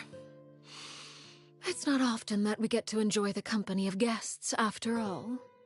We wouldn't want things to get too out of hand. Brother, are you all right? Lenny. Given that I am the victor of this duel, as agreed, the punishment stands. No! I never thought things would end like this. However, everyone involved in the duel demonstrated a remarkable level of strength and determination. In light of this, I'm prepared to change the method of execution. Elwar, the bottled flames I gave you for safekeeping. Do you still have them? Yes? I wasn't sure what they were for, but I've kept them super safe. I didn't lose a single one. Wonderful. Then, in just a moment, I'll have you administer them. Bottled flames? Indeed. They're the product of a secret experiment. Under certain special circumstances, flames can be extracted from my person and preserved. Once ingested, searing pain will spread across every inch of your body. No harm will come to you physically, but your memories will be burned away. If you can withstand the pain, when you awake, you'll have forgotten everything you know about the House of the Hearth, and will be expelled from the organization. In other words, administering this concoction will kill the version of you that grew up in the house, and give you a new identity.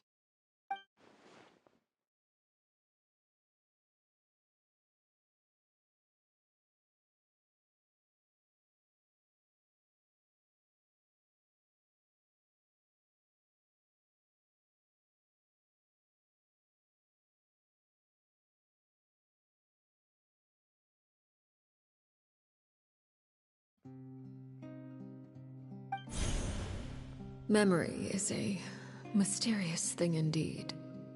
Losing a portion of your memories will alter your sense.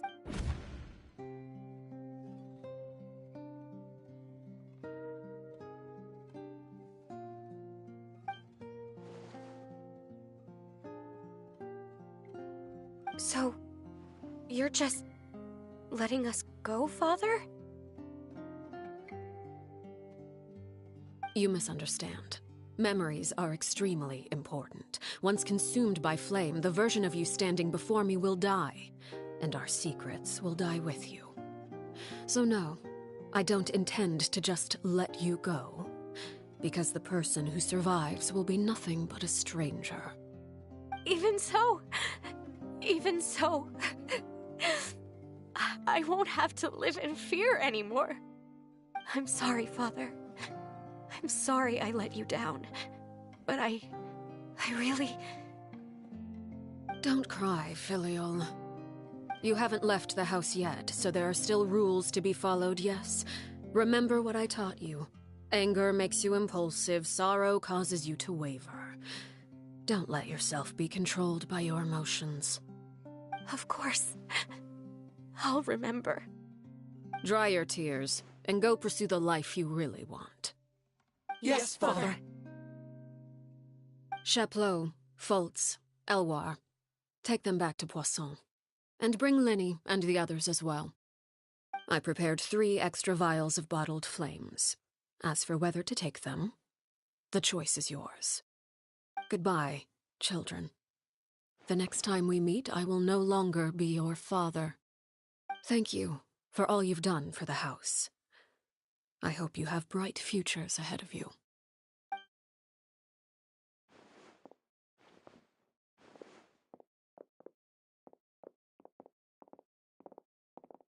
Father!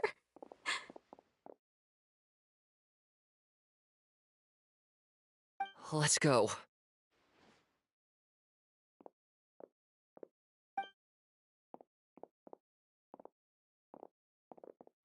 Here, grab my arm, Linny. I'll help you walk back. Thank you.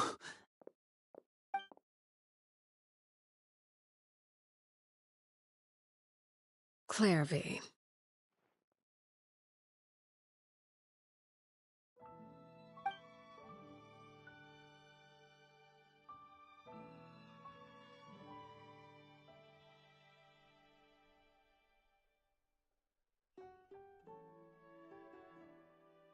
Can we talk now?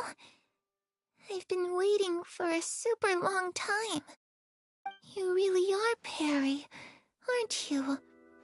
I haven't seen you in so long. How come you're all grown up? Wait, Did I somehow travel to the future on accident? Or am I dreaming? What a long dream. Neither. You died, Clairvy. That's what happened. You could have at least sugarcoated it a little. Look, she's done speechless.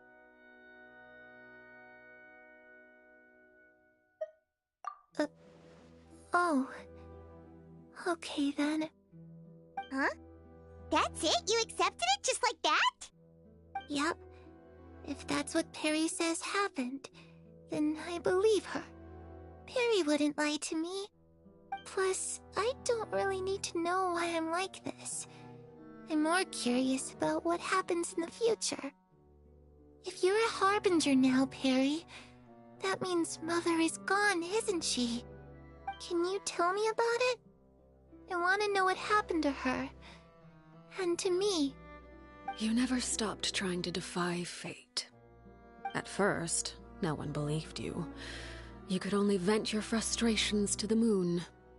In fact, you often sought comfort in the night sky.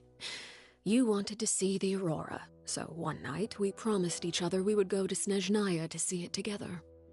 Later on, you tried to run away, but you were brought back each time. Mother spared your life, but it wasn't out of kindness. Instead, she decided to make an example of you by slowly torturing you over time. That way, the other children would know what happens to traitors. Still, you never gave up. Mother hoped that through ruthless duel after ruthless duel, she would be able to crown an ultimate victor among the children she raised. But you called on everyone to unite, to fight to a draw in order to reduce casualties. Your efforts may have only delayed the inevitable, but still. You gave them hope. You tried everything you could think of, but every attempt ended in failure. Still, you never turned your sword on Crucibina, and you never turned it on me. On that gloomy day, you told me, "For the last 16 years of my life, I've done everything I can to fight for freedom. But now, I realize that the only freedom I truly possess is the freedom to choose to die." I never imagined I would say something like that. I must have been feeling really worn down. But somehow, I still think I understand. According to Mother's plan, only one of us was going to make it until the end. And I always hoped that person would be you. If I could do it all over again, I still don't think I would make a different choice. Even when I first met you, I knew you'd be able to do what I couldn't. Is that so? Even now, I'm not sure I truly understand what kind of freedom you were trying to pursue. But as the head of the House of the Hearth and as the children's father, I've tried to give them the most basic of freedoms. The freedom to choose their own fate. It's something I discussed with the Eudex of Fontaine. The children who want to leave the house will have their memories wiped clean of all secrets pertaining to the organization. In return, they will be allowed to live a normal life in Fontaine without being prosecuted for their past. Of course, I won't simply hand freedom to them on a silver platter. They have to fight for it and prove themselves worthy of it. Only freedom that is earned has true value. That's more than enough. That's exactly the kind of life I was fighting for. You know, Perry, I think you're a pretty amazing king, and a really great father, too. I'm really happy that you're the one who took over the house. I guess I do have one regret, though. I still haven't seen the outside world. Well, it just so happens that our dear guests over here have been to many nations and traveled to countless places. Perhaps they would be willing to tell you what the outside world is like. Really? Of course! We've traveled all over the place. We've got so many stories, we could probably talk your ears off for 3 days straight!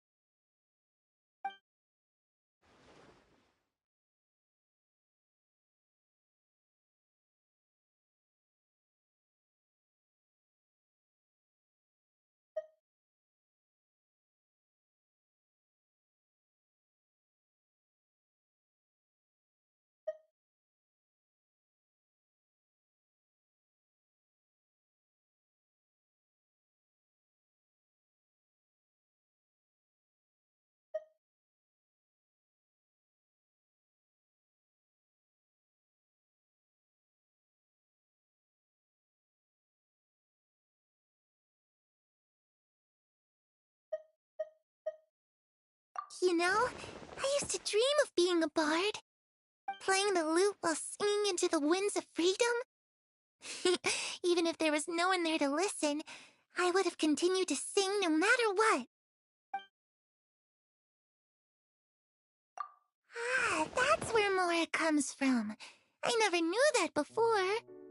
If I had some Mora, I would buy 3 new dresses. One for me, one for Perry, and one for Mother.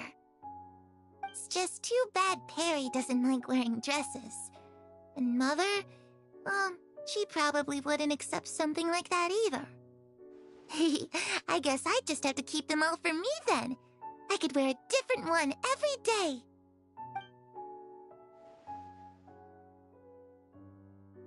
Those yokai you mentioned, what do they look like?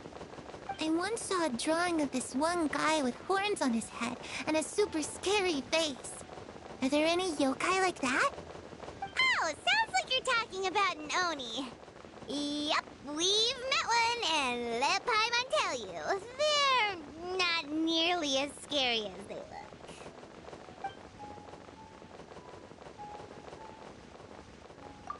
I was always too afraid to skip Mother's fighting lessons. But at the academia, I bet you could do all sorts of secret things in class.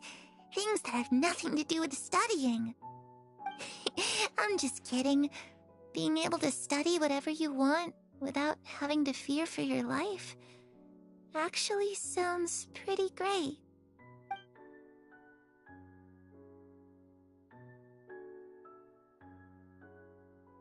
The situation was super dangerous. Lenny and Lynette were accused of committing a crime, and they were going to have to stand trial at the Opera Epicles.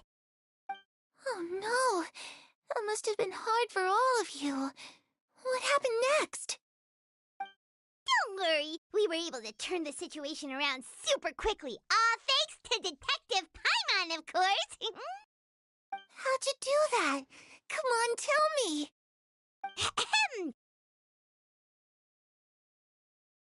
Magic show, we rushed to the scene and...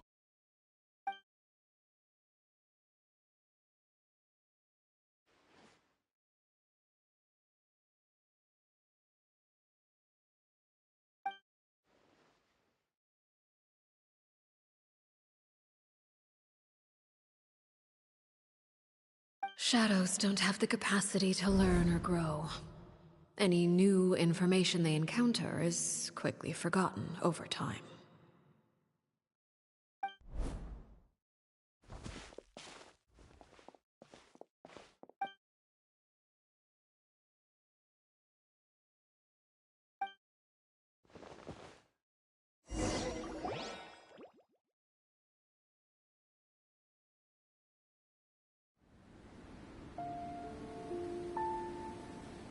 Clairvy, you've worked tirelessly from the shadows to overthrow the House of the Hearth. Now, by my authority as the Knave, I shall announce how this matter ends. You are hereby expelled from the House of the Hearth. You are no longer tied to this place, nor are you bound by its rules. You're saying that I can finally leave? I get to experience the outside world as well?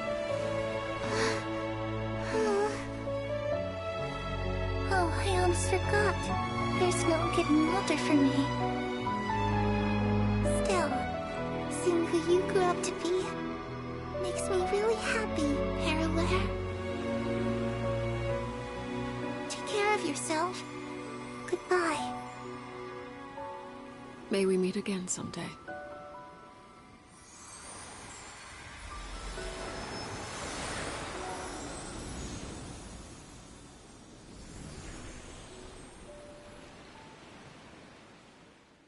Clairvy.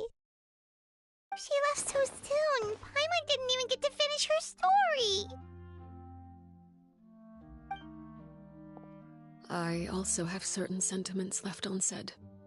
I wanted to tell her that the aurora I saw in Snezhnaya was just as beautiful as the ones in the pictures. But a shadow's memories reset at dawn. Had we delayed any longer, we wouldn't have had the time to say goodbye. Whatever regrets may linger, let them be lost to the coming of a new day. Father? It's Linny! Hey, Linny!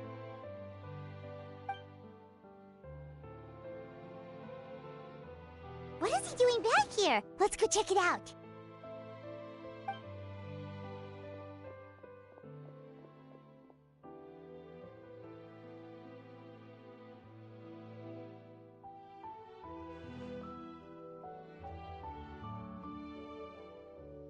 Father, the bottled flames have been administered.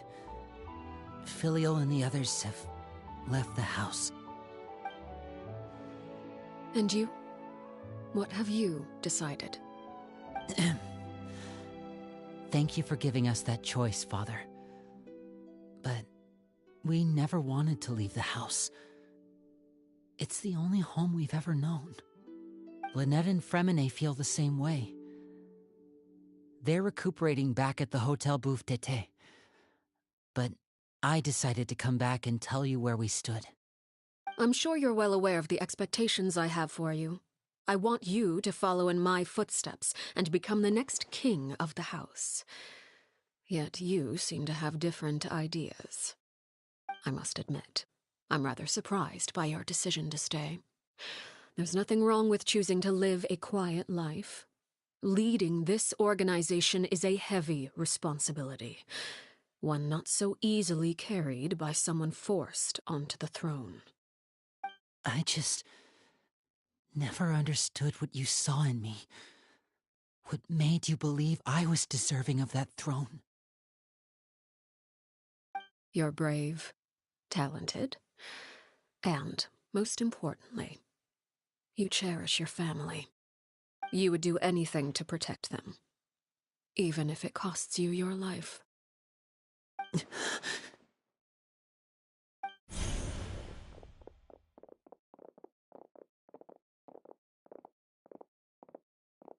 Speaking up back there was so brave of you, Linny.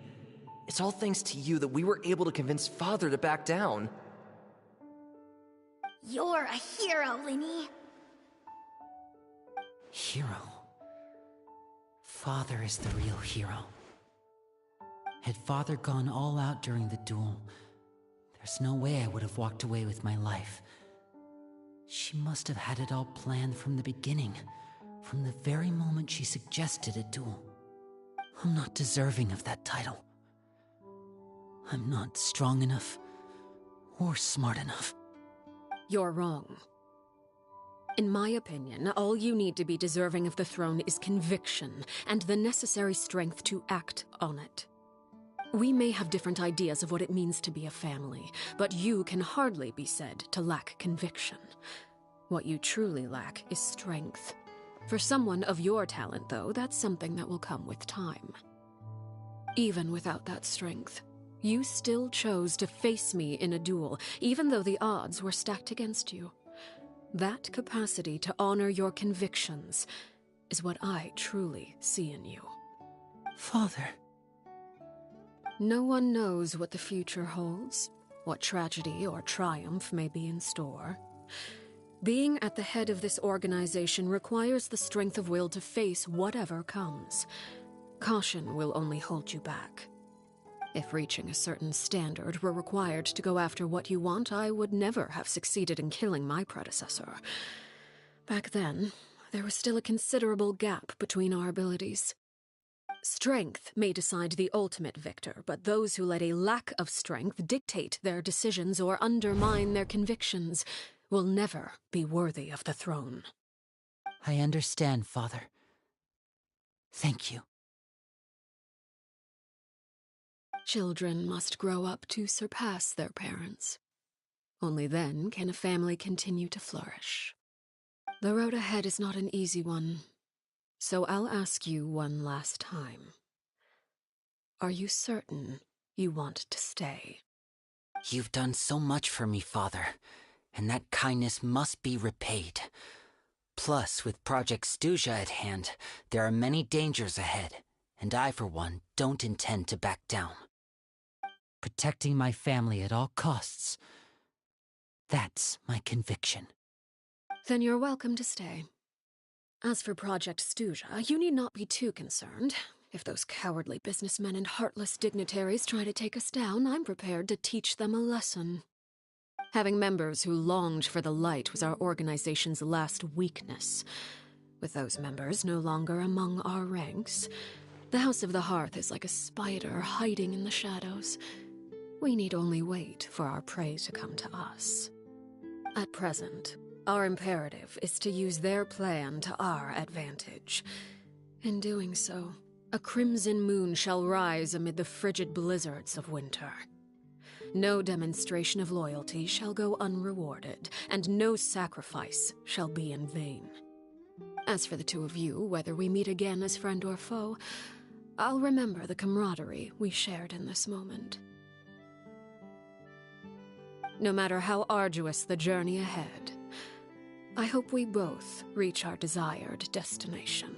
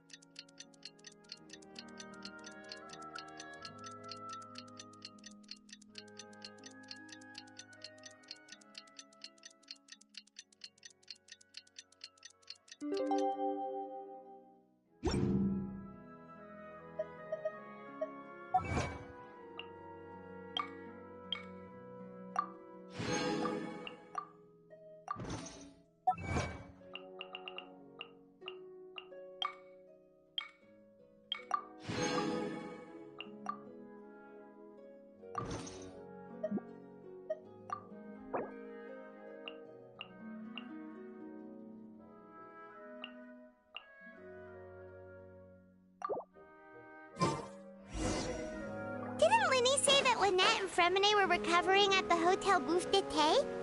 Oh, Paimon wonders how they're doing.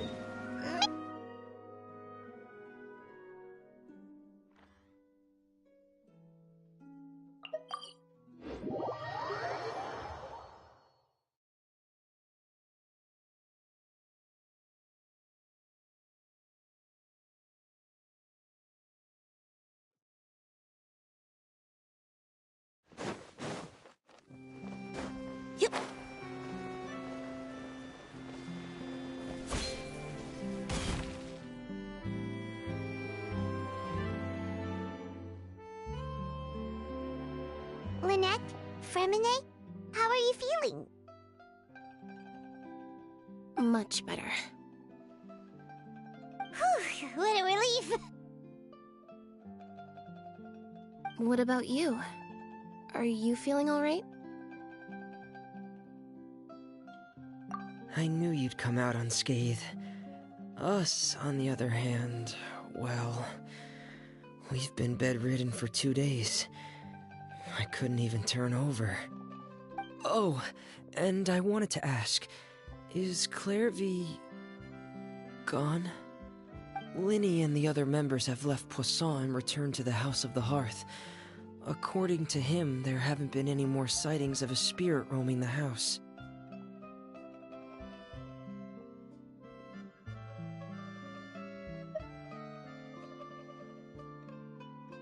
I see.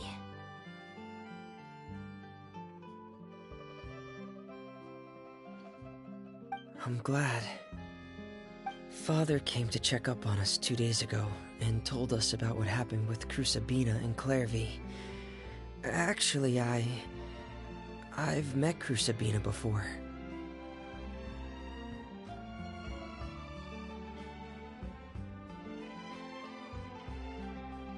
Wait, what? You've met the former knave? Crucibina died a year after Clairvy. It was during the year between their deaths that I joined the House of the Hearth. Crucibina had an extremely cruel and radical way of doing things. While she was alive, the atmosphere in the house was suffocating. When I joined, though, the experiment she valued so much had already come to an end, and all the people involved, dead and injured alike, were gone. Crucibina never talked about the past with us newcomers. A couple of months after I joined, Father killed Crucibina and burned all her files. With that, the names of all the people subjected to her experiments, Clairvy included, were lost to the flames, along with the painful memories they represented. Father took in Lenny and me a couple months after that, but she never mentioned anything about Crucibina or Clairvy. It really seems like something she was planning to keep to herself. The last time you talked to her, did she mention why she kept it a secret for so long? She said she didn't want us to be affected by the darkness of the past. She was worried we'd develop a false sense of gratitude towards her if we knew about it. The foundation of a family should be free of any corrupting influence. Whatever happened in the past, it has nothing to do with who we are now. And that's what Father told us in the end. But I still thanked her for everything. It was only after hearing about what Crucibina did that I finally realized how insignificant our lives could have been. The members of the house meant nothing to her. To say that she valued them in any way, even just as a tool, would probably be giving her too much credit. If Father hadn't taken over the House of the Hearth, I probably would have already...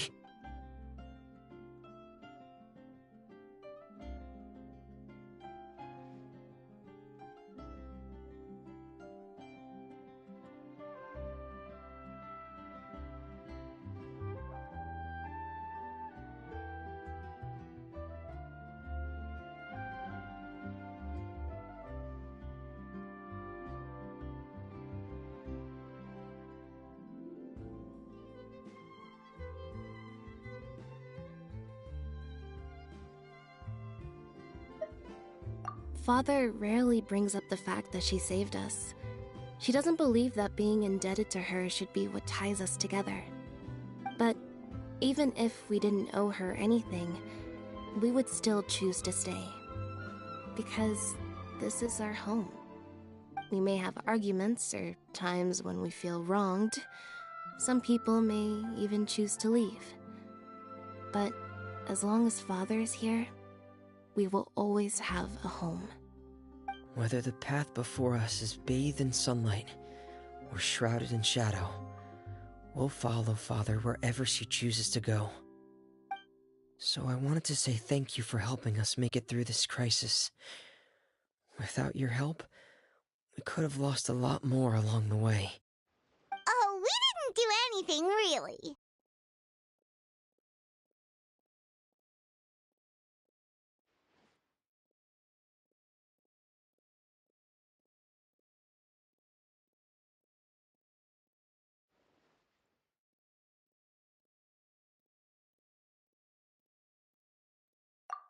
Of course. You're welcome anytime. Are Filial and Nantoy okay?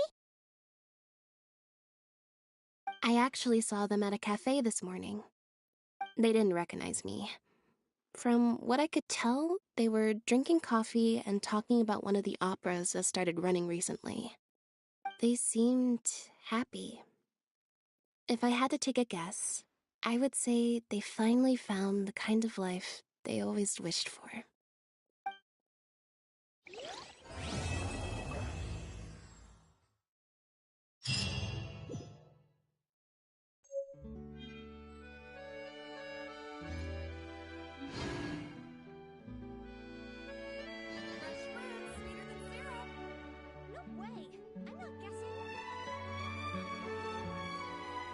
Seems Lenny is saying some strange things again. It's really worrying.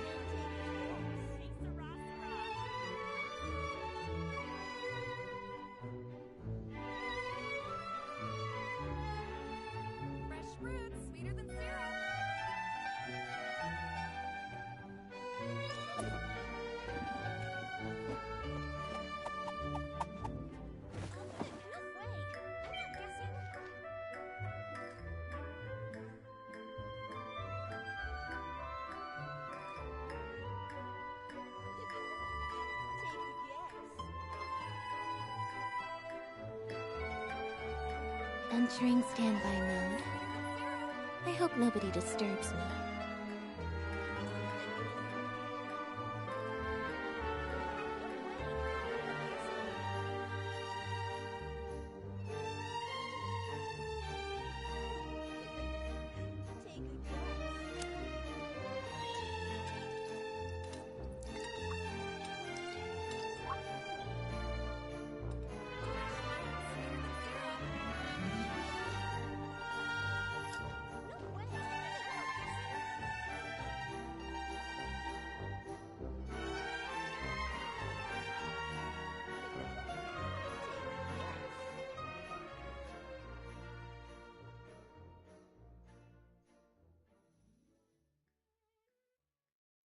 Seems Lenny is saying some strange things again. It's really worrying.